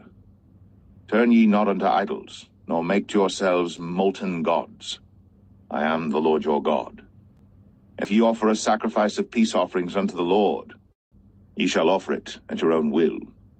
It shall be eaten the same day ye offer it, and on the morrow. And if aught remain until the third day, it shall be burnt in the fire.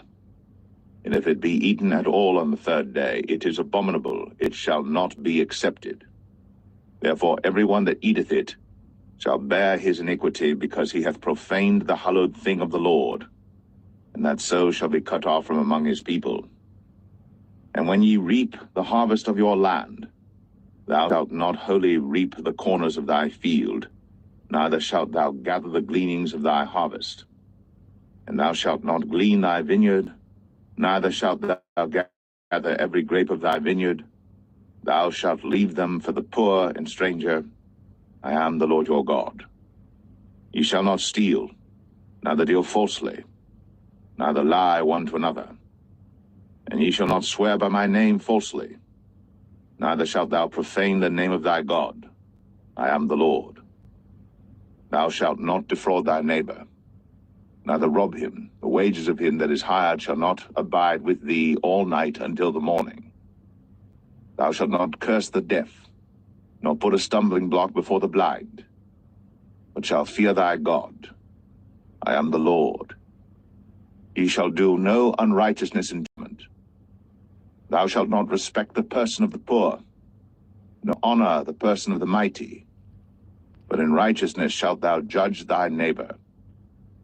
Thou shalt not go up and down as a talebearer among thy people, neither shalt thou stand against the blood of thy neighbor. I am the Lord. Thou shalt not hate thy brother in thine heart. Thou shalt in any wise rebuke thy neighbor, and not suffer sin upon him. Thou shalt not avenge, nor bear any grudge against the children of thy people, but thou shalt love thy neighbor as thyself. I am the Lord. Ye shall keep my statutes. Thou shalt not let thy cattle gender with a diverse kind. Thou shalt not sow thy field with mingled seed, neither shall a garment mingled of linen and woolen come upon thee. And whosoever lieth carnally with a woman that is a bondmaid, betrothed to an husband, and not at all redeemed, nor freedom given her, she shall be scourged. They shall not be put to death, because she was not free. And he shall bring his trespass offering unto the Lord, unto the door of the tabernacle of the congregation, even a ram for a trespass offering. And the priest shall make an atonement for him with the ram of the trespass offering before the Lord for his sin which he hath done. And the sin which he hath done shall be forgiven him. And when ye shall come into the land, and shall have planted all manner of trees for food, then ye shall count the fruit thereof as uncircumcised. 3 years shall it be as uncircumcised unto you. It shall not be eaten of. But in the 4th year all the fruit thereof shall be holy, to praise the Lord withal. And in the 5th year shall ye eat of the fruit thereof, that it may yield unto you the increase thereof. I am the Lord your God. Ye shall not eat anything with the blood, neither shall ye use enchantment, nor observe times. Ye shall not round the corners of your heads, neither shalt thou mar the corners of thy beard. Ye shall not make any cuttings in your flesh for the dead, nor print any marks upon you. Lord, do not prostitute thy daughter to cause her to be a whore, lest the land fall to whoredom, and the land become full of wickedness. Ye shall keep my Sabbaths, and reverence my sanctuary. I am the Lord. Regard not them that have familiar spirits, neither seek after wizards, to be defiled by them. I am the Lord your God. Thou shalt rise up before the hoary head, and honor the face of the old man, and fear thy God. I am the Lord. And if a stranger sojourn with thee in your land, ye shall not vex him. But the stranger that dwelleth with you shall be unto you as one born among you, and thou shalt love him as thyself. For ye were strangers in the land of Egypt. I am the Lord your God. Ye shall do no unrighteousness in judgment, and mete yard in weight or in measure. Just balances, just weights, A just ephah and a just hin shall ye have. I am the Lord your God, which brought you out of the land of Egypt. Therefore shall ye observe all my statutes and all my judgments, and do them. I am the Lord.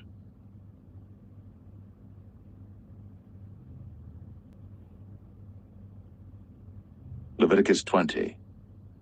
And the Lord spake unto Moses, saying, Again, thou shalt say to the children of Israel, Whosoever he be of the children of Israel, or of the strangers that sojourn in Israel, that giveth any of his seed unto Moloch, he shall surely be put to death.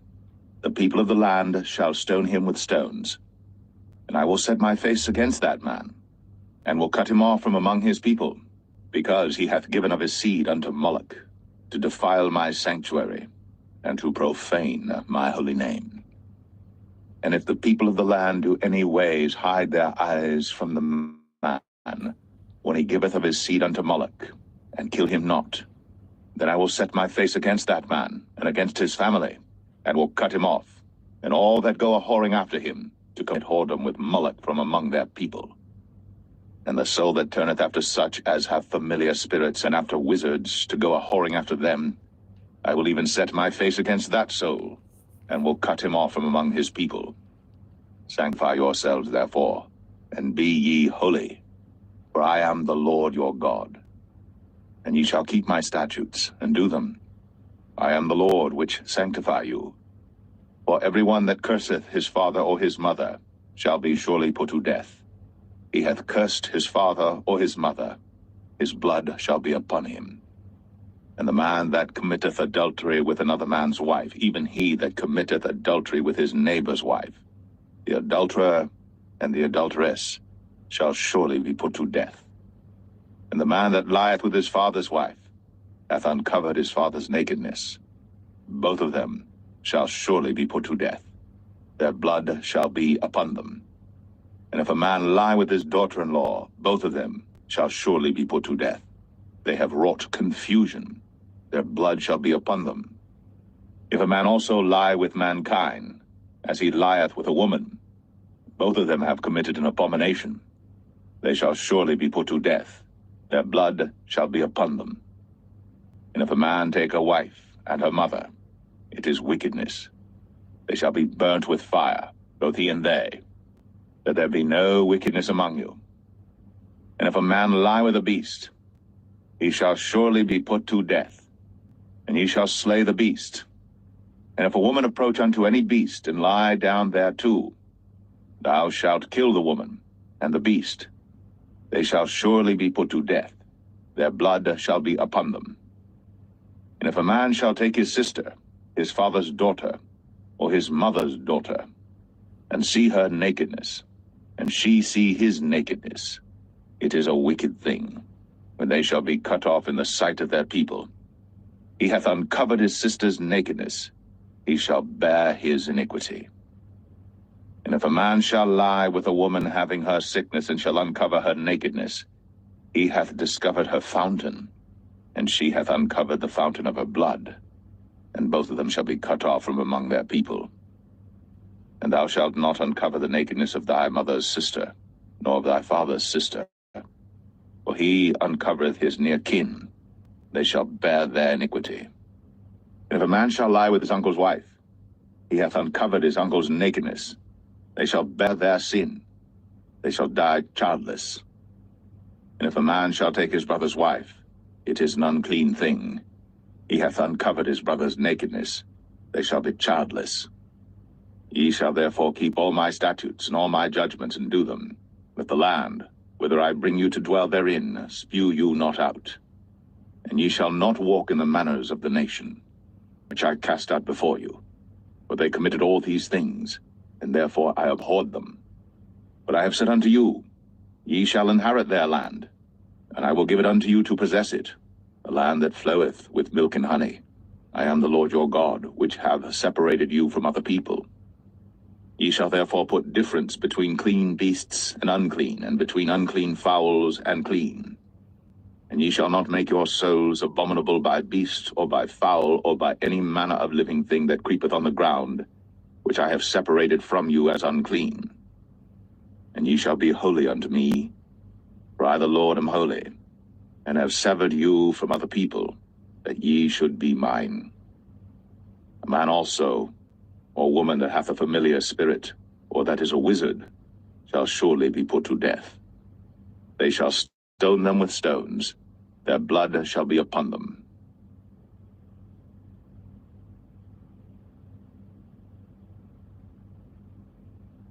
Leviticus 21. And the Lord said unto Moses, Speak unto the priests, the sons of Aaron, and say unto them, There shall none be defiled for the dead among his people.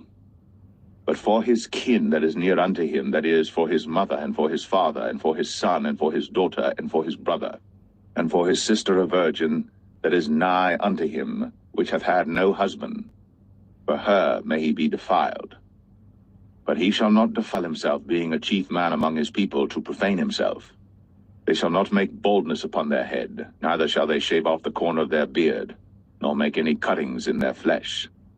They shall be holy unto their God, and not profane the name of their God, for the offerings of the Lord made by fire, and the bread of their God they do offer, therefore they shall be holy. They shall not take a wife that is a whore, or profane, neither shall they take a woman put away from her husband, for he is holy unto his God. Thou shalt sanctify him therefore, for he offereth the bread of thy God. He shall be holy unto thee, for I, the Lord, which sanctify you, am holy. And the daughter of any priest, if she profane herself by playing the whore, she profaneth her father. She shall be burnt with fire. And he that is the high priest among his brethren, upon whose head the anointing oil was poured, and that is consecrated to put on the garments, shall not uncover his or rend his clothes. Neither shall he go into any dead body, nor defile himself for his father, or for his mother. Neither shall he go out of the sanctuary, nor profane the sanctuary of his God. For the crown of the anointing oil of his God is upon him. I am the Lord. And he shall take a wife in her virginity, a widow, or a divorced woman, or profane, or an harlot. These shall he not take, but he shall take a virgin of his own people to wife. Neither shall he profane his seed among his people, for I the Lord do sanctify him. And the Lord spake unto Moses, saying, Speak unto Aaron, saying, Whosoever he be of thy seed in their generations that hath any blemish, let him not approach to offer the bread of his God. For whatsoever man he be that hath a blemish, he shall not approach, a blind man, or a lame, or he that hath a flat nose, or anything superfluous, or a man that is or broken-handed, or crooked-backed, or that hath a blemish in his eye, or be scurvy, or scout, or hath his stones broken. No man that hath a blemish of the seed of Aaron the priest shall come nigh to offer the offerings of the Lord made by fire. He hath a blemish. He shall not come nigh to offer the bread of his God. He shall eat the bread of his God, both of the most holy and of the holy. Only he shall not go in unto the veil, nor come nigh unto the altar, because he hath a blemish, that he profane not my sanctuaries. For I the Lord do sanctify them. And Moses told it unto Aaron and to his sons, and unto all the children.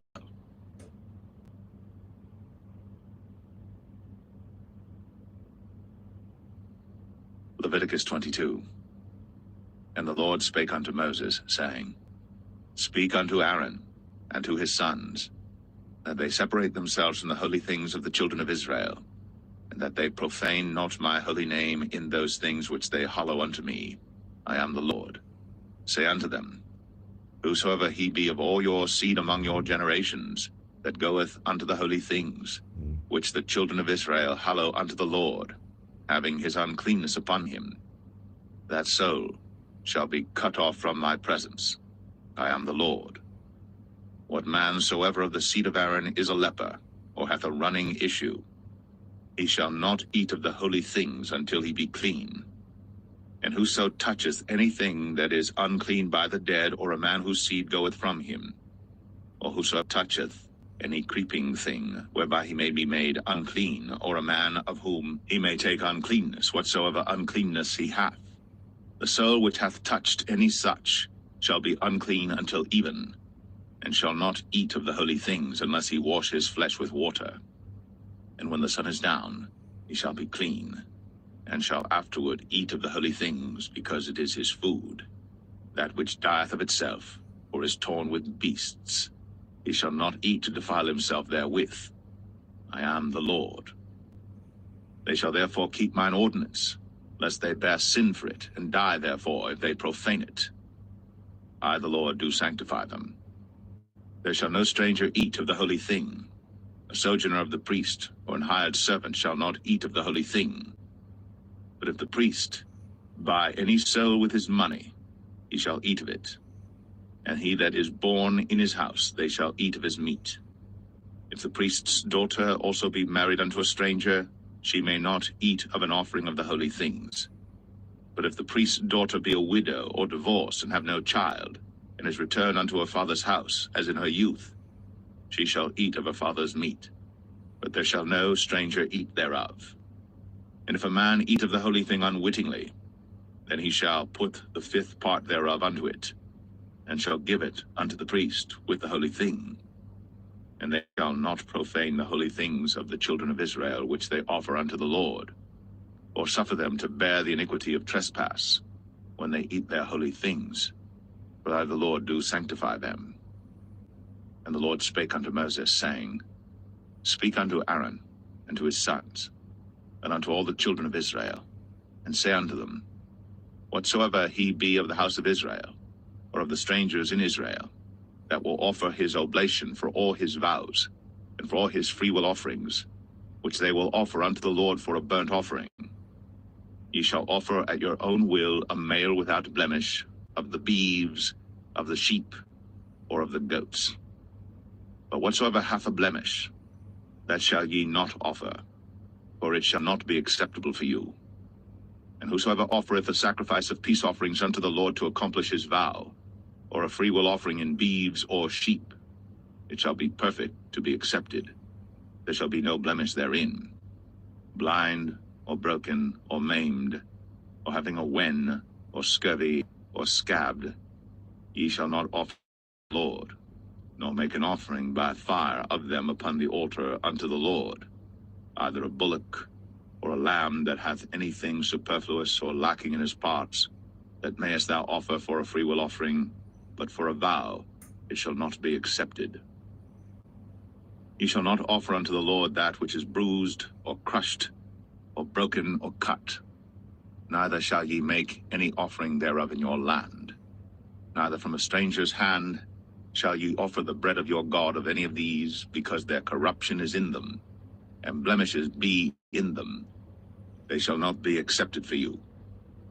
And the Lord spake unto Moses, saying, When a bullock or a sheep or a goat is brought forth, then it shall be 7 days under the dam, and from the 8th day and thenceforth it shall be accepted for an offering made by fire unto the Lord. And whether it be cow or ewe, ye shall not kill it and her young both in 1 day. And when ye will offer a sacrifice of thanksgiving unto the Lord, offer it at your own will. On the same day it shall be eaten up. Ye shall leave none of it until the morrow. I am the Lord. Therefore shall ye keep my commandments and do them. I am the Lord. Neither shall ye profane my holy name, but I will be hallowed among the children of Israel. I am the Lord which hallow you, that brought you out of the land of Egypt, to be your God. I am the Lord.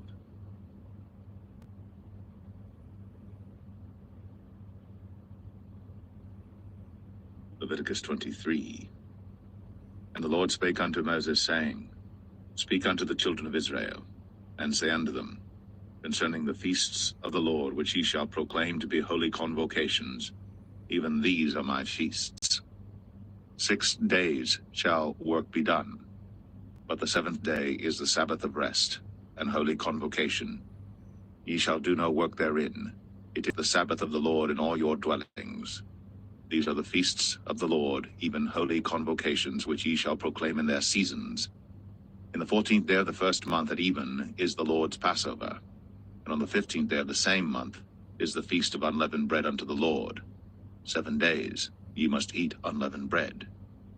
In the 1st day ye shall have an holy convocation.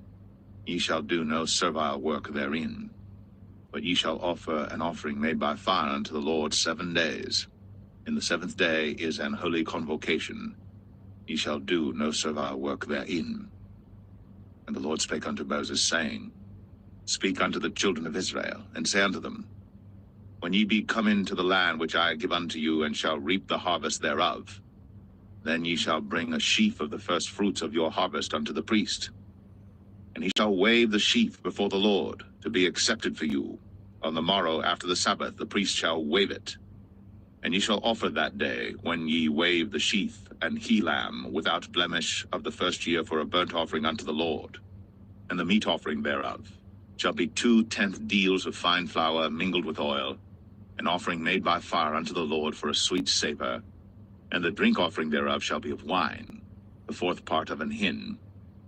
And ye shall eat neither bread, nor parched corn, nor green ears, until the selfsame day that ye have brought an offering unto your God. It shall be a statute forever throughout your generations in all your dwellings. And ye shall count unto you from the morrow after the Sabbath, from the day that ye brought the sheaf of the wave offering, 7 Sabbaths shall be complete. Even unto the morrow, after the 7th Sabbath, shall ye number 50 days. And ye shall offer a new meat offering unto the Lord. Ye shall bring out of your habitations 2 wave loaves of 2/10 deals. They shall be of fine flour. They shall be baked with leaven. They are the first fruits unto the Lord. And ye shall offer with the bread 7 lambs without a blemish of the first year, and 1 young bullock, and 2 rams. They shall be for a burnt offering unto the Lord, with their meat offering, and their drink offerings, even an offering made by fire of sweet savor unto the Lord. Then ye shall sacrifice 1 kid of the goats for a sin offering, and 2 lambs of the first year for a sacrifice of peace offerings. And the priest shall wave them with the bread of the first fruits for a wave offering before the Lord. With the 2 lambs they shall be holy to the Lord for the priests. And ye shall proclaim on the selfsame day, that it may be an holy convocation unto you. Ye shall do no servile work therein. It shall be a statute forever in all your dwellings throughout your generations. And when ye reap the harvest of your land, thou shalt not make clean riddance of the corners of thy field when thou reapest, neither shalt thou gather any gleanings of thy harvest. Thou shalt leave them unto the poor, and to the stranger. I am the Lord your God. And the Lord spake unto Moses, saying, Speak unto the children of Israel, saying, In the 7th month, in the 1st day of the month, shall ye have a Sabbath, a memorial of blowing of trumpets, and holy convocation. Ye shall do no servile work therein, but ye shall offer an offering made by fire unto the Lord. And the Lord spake unto Moses, saying, Also on the 10th day of this 7th month there shall be a day of atonement. It shall be an holy convocation unto you, and ye shall afflict your souls, and offer an offering made by fire unto the Lord. And ye shall do no work in that same day, for it is a day of atonement, to make an atonement for you before the Lord your God. For whatsoever soul it be that shall not be afflicted in that same day, he shall be cut off from among his people. And whatsoever soul it be that doeth any work in that same day, the same soul will I destroy from among his people. Ye shall do no manner of work. It shall be a statute forever throughout your generations in all your dwellings. It shall be unto you a Sabbath of rest, and ye shall afflict your souls. In the 9th day of the month at even, from even unto even shall ye celebrate your Sabbath. And the Lord spake unto Moses, saying, Speak unto the children of Israel, saying, The 15th day of this 7th month shall be the Feast of Tabernacles for 7 days unto the Lord. On the 1st day shall be an holy convocation. Ye shall do no servile work therein. 7 days ye shall offer an offering made by fire unto the Lord. On the 8th day shall be an holy convocation unto you, and ye shall offer an offering made by fire unto the Lord. It is a solemn assembly, and ye shall do no servile work therein. These are the feasts of the Lord, which ye shall proclaim to be holy convocations, to offer an offering made by fire unto the Lord, a burnt offering, and a meat offering, a sacrifice, and drink offerings. everything upon his day. Beside the Sabbaths of the Lord, and beside your gifts, and beside all your vows, and beside all your free will offerings which ye give unto the Lord, also in the 15th day of the 7th month, when ye have gathered in the fruit of the land, ye shall keep a feast unto the Lord 7 days. On the first day shall be a Sabbath, and on the 8th day shall be a Sabbath. And ye shall take you on the first day the boughs of goodly trees, branches of palm trees, and the boughs of thick trees, and willows of the brook. And ye shall rejoice before the Lord your God 7 days. And ye shall keep it a feast unto the Lord 7 days in the year. It shall be a statute forever in your generations. Ye shall celebrate it in the 7th month. Ye shall dwell in booths 7 days. All that are Israelites born shall dwell in booths. That your generations may know that I made the children of Israel to dwell in booths when I brought them out of the land of Egypt. I am the Lord your God. And Moses declared unto the children of Israel the feasts of the Lord.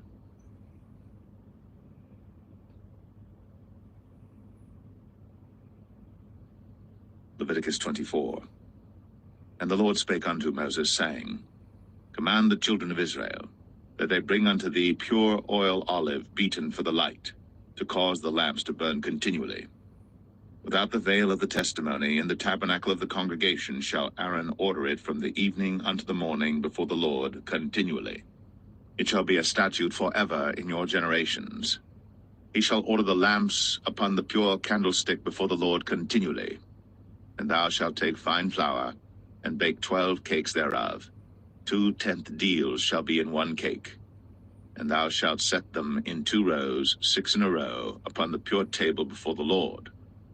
And thou shalt put pure frankincense upon each row, that it may be on the bread for a memorial, even an offering made by fire unto the Lord. Every Sabbath he shall set it in order before the Lord continually, being taken from the children of Israel by an everlasting covenant. And it shall be Aaron's and his sons, and they shall eat it in the holy place. For it is most holy unto him of the offerings of the Lord made by fire, by a perpetual statute. And the son of an Israelitish woman, whose father was an Egyptian, went out among the children of Israel. And this son of the Israelitish woman and a man of Israel strove together in the camp. And the Israelitish woman's son blasphemed the name of the Lord, and cursed. And they brought him unto Moses. And his mother's name was Shilemeth, the daughter of Dibri of the tribe of Dan. And they put him in ward, that the mind of the Lord might be shown them. And the Lord spake unto Moses, saying, Bring forth him that hath cursed without the camp, and let all that heard him lay their hands upon his head, and let all the congregation stone him. And thou shalt speak unto the children of Israel, saying, Whosoever curseth his God shall bear his sin. And he that blasphemeth the name of the Lord, he shall surely be put to death. And all the congregation shall certainly stone him, as well the stranger, as he that is born in the land, when he blasphemeth the name of the Lord, shall be put to death. And he that killeth any man shall surely be put to death. And he that killeth a beast shall make it good, beast for beast. And if a man cause a blemish in his neighbor, as he hath done, so shall it be done to him. Breach for breach, eye for eye, tooth for tooth. As he hath caused a blemish in a man, so shall it be done to him again. And he that killeth a beast, he shall restore it.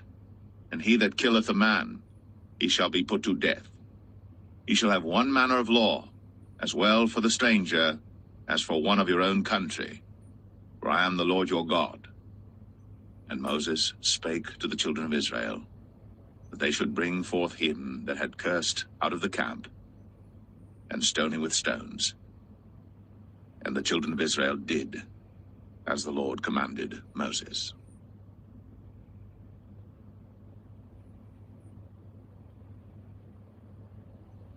Leviticus 25. And the Lord spake unto Moses in Mount Sinai, saying, Speak unto the children of Israel, and say unto them, When ye come into the land which I give you, Then shall the land keep a Sabbath unto the Lord. 6 years thou shalt sow thy field, and 6 years thou shalt prune thy vineyard, and gather in the fruit thereof. But in the 7th year shall be a Sabbath of rest unto the land, a Sabbath for the Lord. Thou shalt neither sow thy field, nor prune thy vineyard. That which groweth of its own accord of thy harvest, thou shalt not reap, neither gather the grapes of thy vine undressed. For it is a year of rest unto the land, and the Sabbath of the land shall be for you, for thee and for thy servant, and for thy maid, and for thy hired servant, and for thy stranger that sojourneth with thee, and for thy cattle, and for the beast that are in thy land, shall all the increase thereof be meat. And thou shalt number 7 Sabbaths of years unto thee, 7 times 7 years. And the space of the 7 Sabbaths of years shall be unto thee 49 years. Then shalt thou cause the trumpet of the Jubilee to sound on the 10th day of the 7th month. In the day of atonement shall ye make the trumpet sound throughout all your land. And ye shall hallow the 50th year, and proclaim liberty throughout all the land unto all the inhabitants thereof.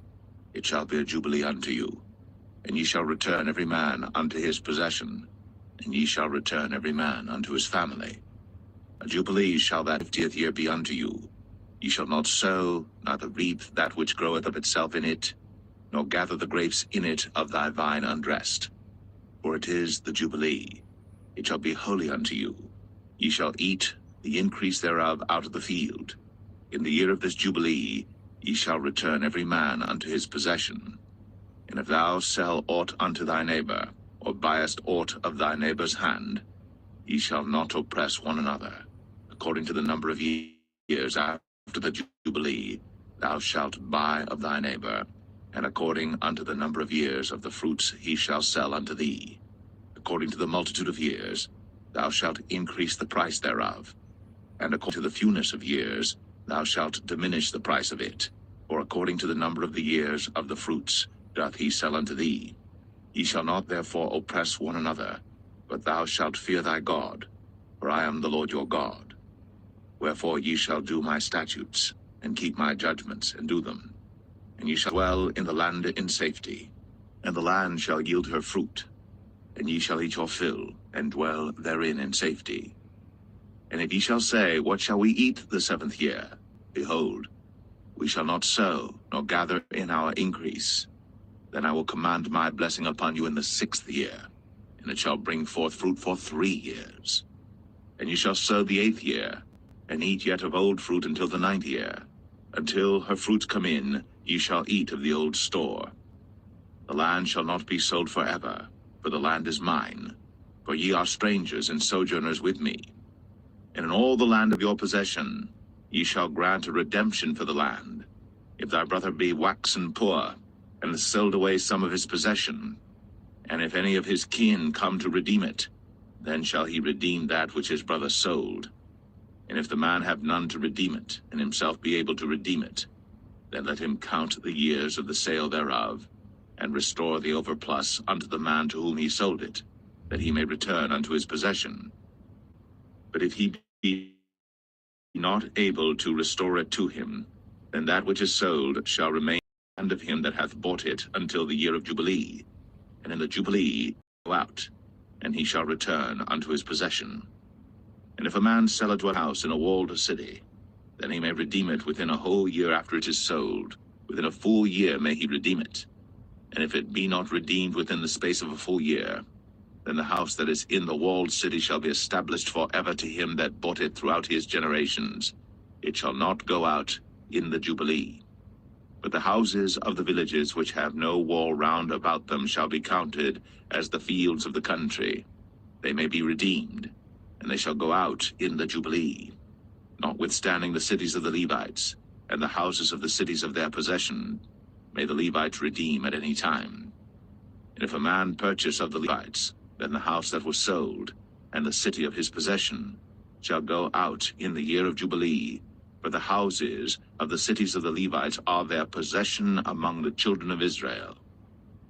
But the field of the suburbs of their cities may not be sold, for it is their perpetual possession.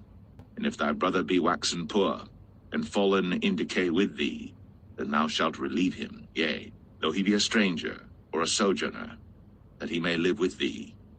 Take thou no usury of him or increase, but fear thy God, that thy brother may live with thee. Thou shalt not give him thy money upon usury, nor lend him thy victuals for increase. I am the Lord your God, which brought you forth out of the land of Egypt, to give you the land of Canaan, and to be your God. And if thy brother that dwelleth by thee be waxen poor, and be sold unto thee, thou shalt not compel him to serve as a bondservant, but as an hired servant, and as a sojourner. He shall be with thee, and shall serve thee unto the year of Jubilee. And then shall he depart from thee, both he and his children with him, and shall return unto his own family, and unto the possession of his fathers shall he return. For they are my servants, which I brought forth out of the land of Egypt. They shall not be sold as bondmen. Thou shalt not rule over him with rigor, but shalt fear thy God.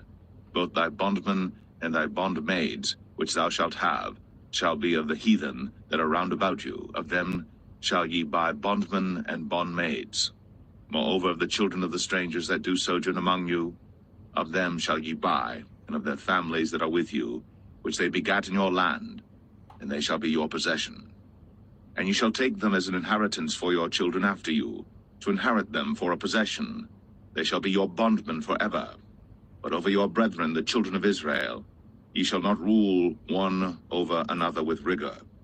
And if a sojourner or stranger wax rich by thee, and thy brother that dwelleth by him wax poor, and sell himself unto the stranger or sojourner by thee, or to the stock of the stranger's family, after that he is sold, he may be redeemed again. One of his brethren may redeem him. Either his uncle or his uncle's son may redeem him, or any that is nigh of kin unto him of his family may redeem him, or if he be able, he may redeem himself. And he shall reckon with him that bought him from the year that he was sold to him unto the year of Jubilee. And the price of his sale shall be according unto the number of years. According to the time of an hired servant shall it be with him. If there be yet many years behind, according unto them, he shall give again the price of his redemption out of the money that he was bought for. And if there remain but few years unto the year of Jubilee, then he shall count with him, and according unto his years shall he give him again the price of his redemption. And as a yearly hired shall he be with him, and the other shall not rule with rigor over him in thy sight. And if he be not redeemed in these years, then he shall go out in the year of Jubilee, both he and his children with him. For unto me the children of Israel are servants. They are my servants whom I brought forth out of the land of Egypt. I am the Lord your God.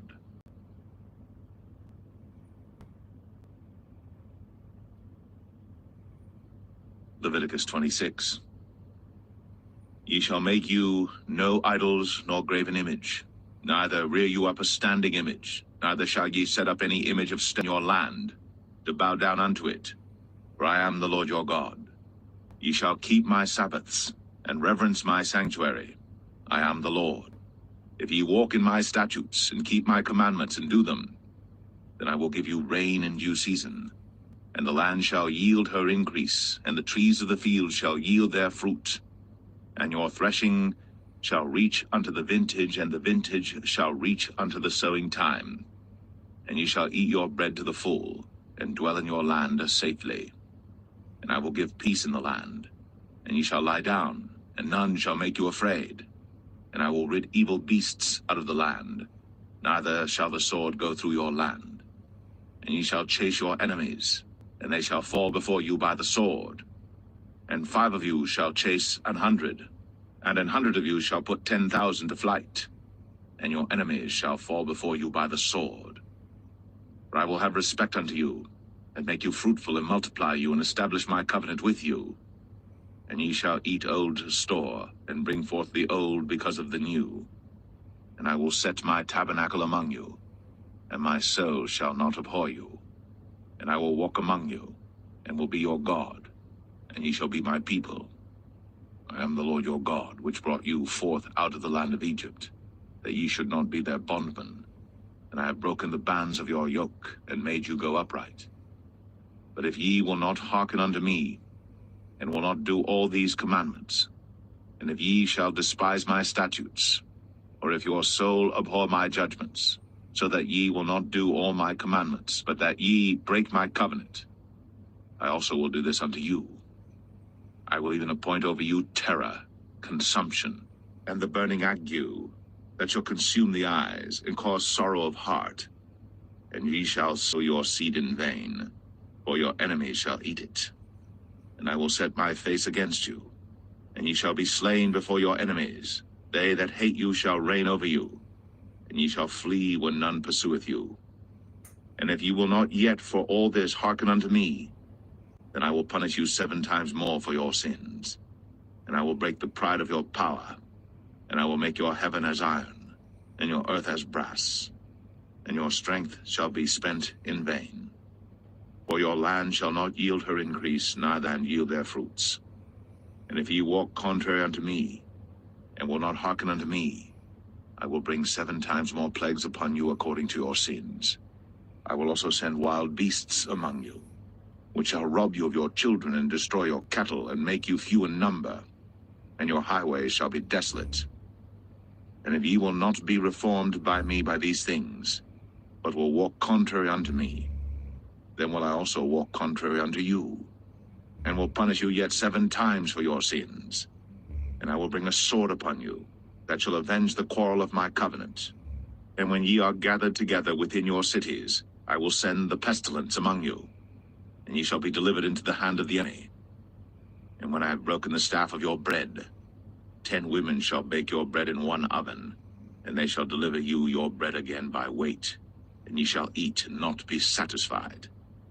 And if ye will not for all this hearken unto me, but walk contrary unto me, then I will walk contrary unto you also in fury, and I, even I, will chastise you 7 times for your sins.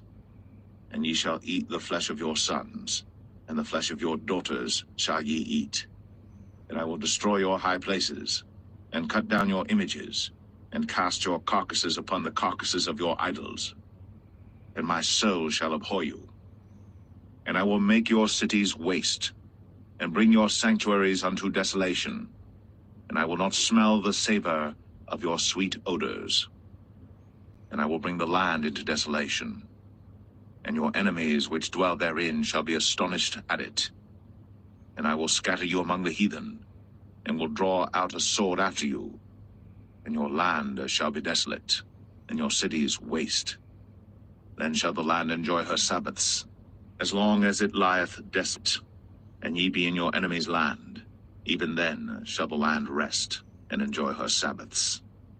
As long as it lieth desolate, it shall rest, because it did not rest in your Sabbaths, when ye dwelt upon it. And upon them that are left alive of you, I will send a faintness into their hearts in the lands of their enemies. And the sound of a shaken leaf shall chase them, and they shall flee, as fleeing from a sword, and they shall fall when none pursueth. And they shall fall one upon another, as it were before a sword, when none pursueth. And ye shall have no power to stand before your enemies, and ye shall perish among the heathen. And the land of your enemies shall eat you up, and they that are left of you shall pine away in their iniquity in your enemies' lands, and also in the iniquities of their fathers shall they pine away with them. If they shall confess their iniquity, and the iniquity of their fathers, with their trespass which they trespassed against me, and that also they have walked contrary unto me, and that I also have walked contrary unto them, and have brought them into the land of their enemies. If then their uncircumcised hearts be humbled, and they then accept of the punishment of their iniquity, then will I remember my covenant with Jacob, and also my covenant with Isaac, and also my covenant with Abraham will I remember, and I will remember the land. The land also shall be left of them, and shall enjoy her Sabbaths, while she lieth desolate without them. And they shall accept of the punishment of their iniquity, even because they despised my judgments, and because their soul abhorred my statutes. And yet for all that, when they be in the land of their enemies, I will not cast them away, neither will I abhor them to destroy them utterly, and to break my covenant with them, for I am the Lord their God. But I will for their sakes remember the covenant of their ancestors whom I brought forth out of the land of Egypt, in the sight of the heathen, that I might be their God. I am the Lord. These are the statutes and judgments and laws which the Lord made between him and the children of Israel in Mount Sinai by the hand of Moses.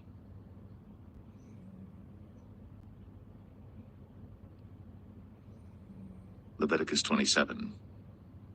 And the Lord spake unto Moses, saying, Speak unto the children of Israel, and say unto them, When a man shall make a singular vow, the person shall be for the Lord by thy estimation. And thy estimation shall be of the male from 20 years old even unto 60 years old. Even thy estimation shall be 50 shekels of silver after the shekel of the sanctuary. And if it be a female, then thy estimation shall be 30 shekels. And if it be from 5 years old even unto 20 years old, then thy estimation shall be of the male 20 shekels, and for the female 10 shekels. And if it be from a month old even unto 5 years old, then thy estimation shall be of the male 5 shekels of silver, and for the female thy estimation shall be 3 shekels of silver.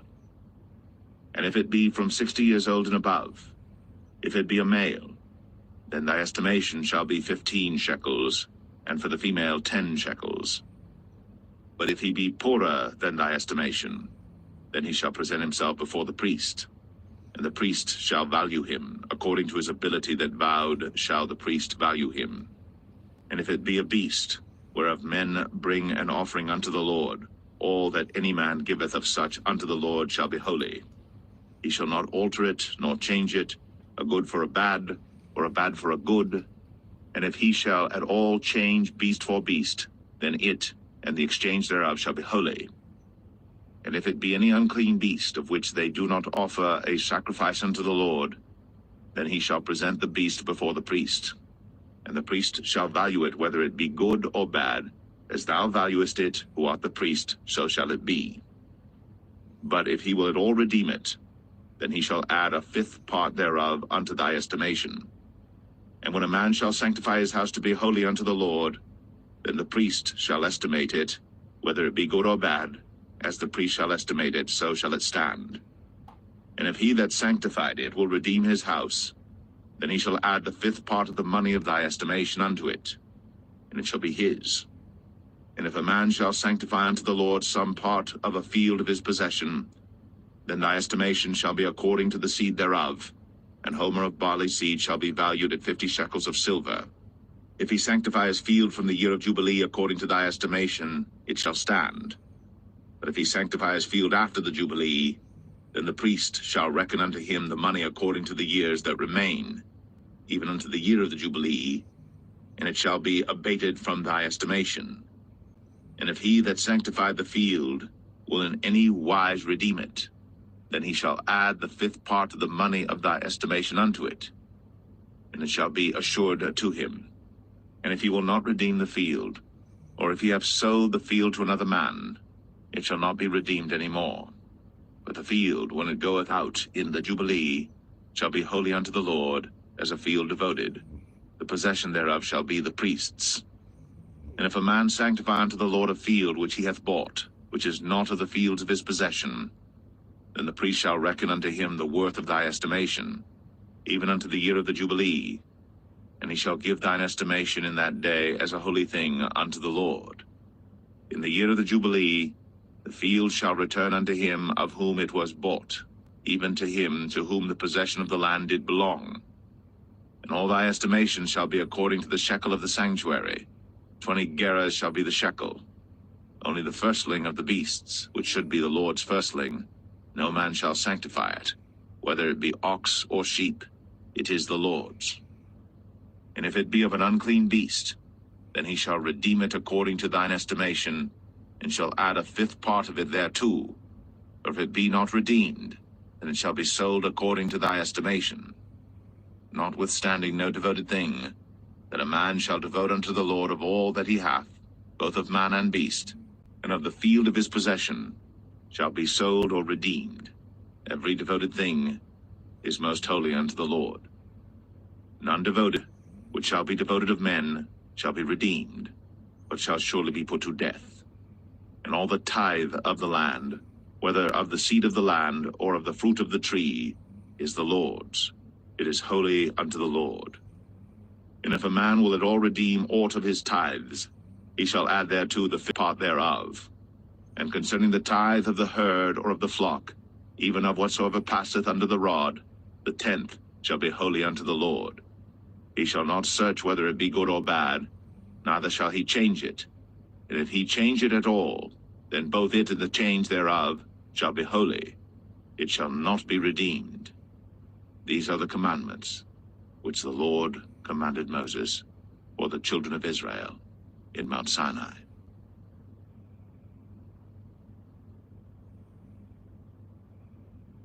The Book of Numbers, chapter 1.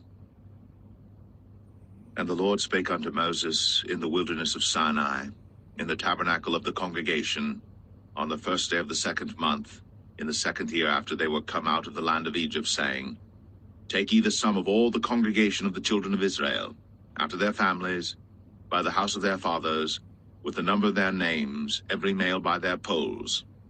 From 20 years old and upward, all that are able to go forth to war in Israel, thou and Aaron shall number them by their armies.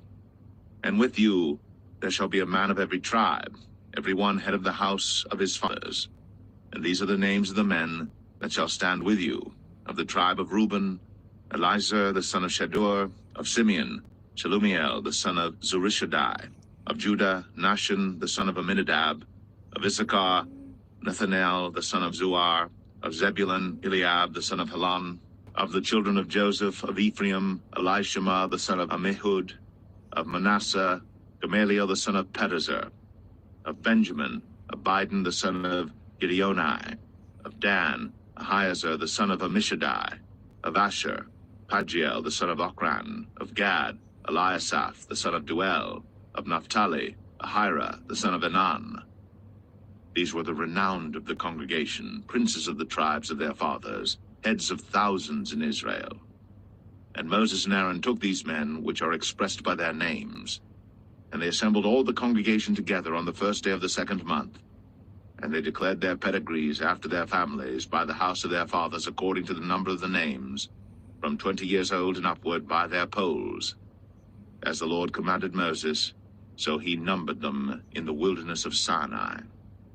And the children of Reuben, Israel's eldest son, by their generations, after their families, by the house of their fathers according to the number of the names, by their polls, every male from 20 years old and upward, all that were able to go forth to war. Those that were numbered of them, even of the tribe of Reuben, were 46,500.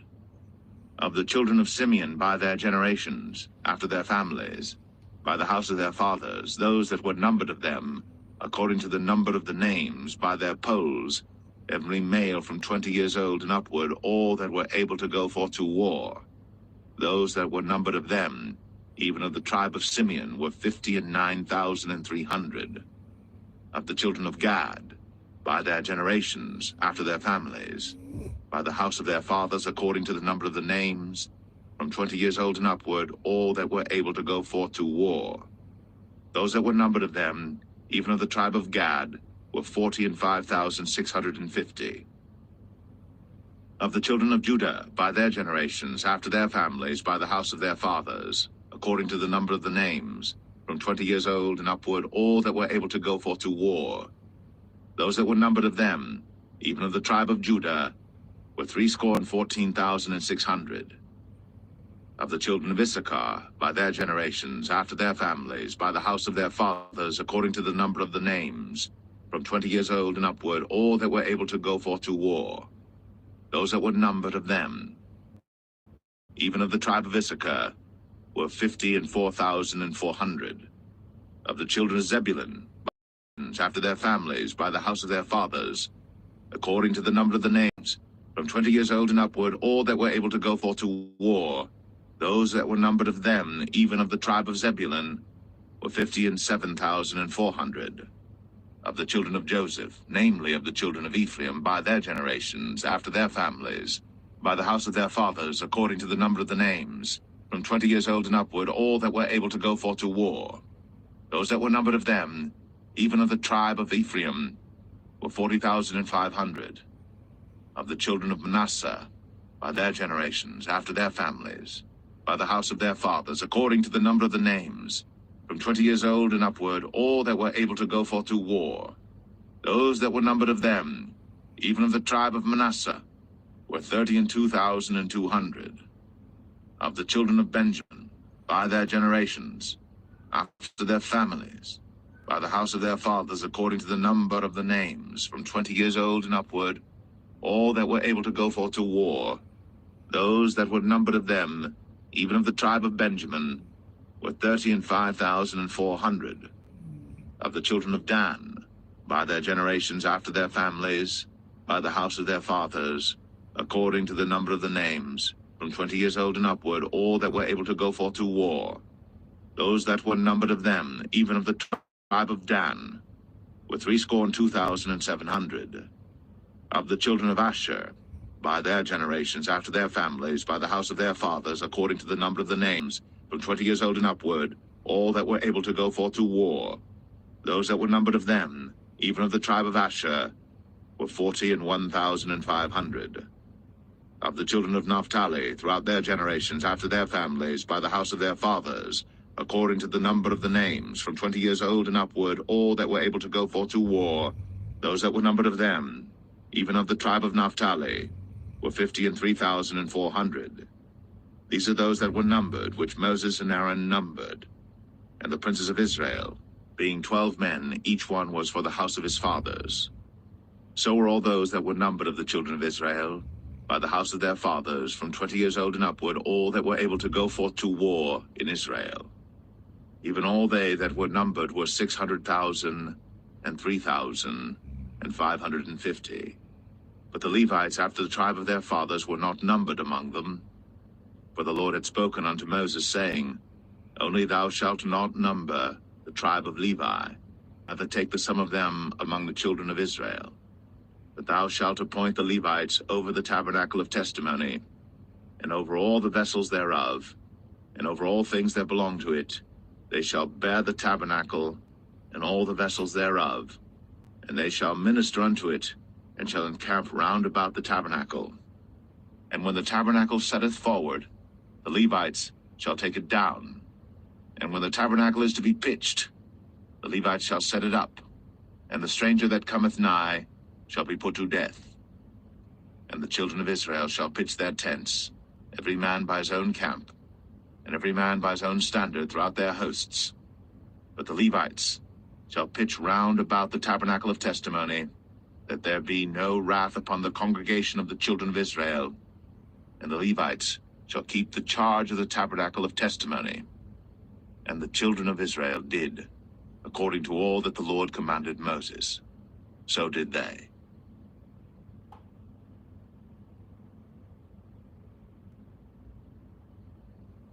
Numbers 2. And the Lord spake unto Moses and unto Aaron, saying, Every man of the children of Israel shall pitch by his own standard, with the ensign of their father's house. Far off about the tabernacle of the congregation shall they pitch. And on the east side toward the rising of the sun shall they of the standard of the camp of Judah pitch throughout their armies. And Nahshon the son of Amminadab shall be captain of the children of Judah. And his host, and those that were numbered of them, were 314,600. And those that do pitch next unto him shall be the tribe of Issachar. And Nethaniel, the son of Zuar, shall be captain of the children of Issachar.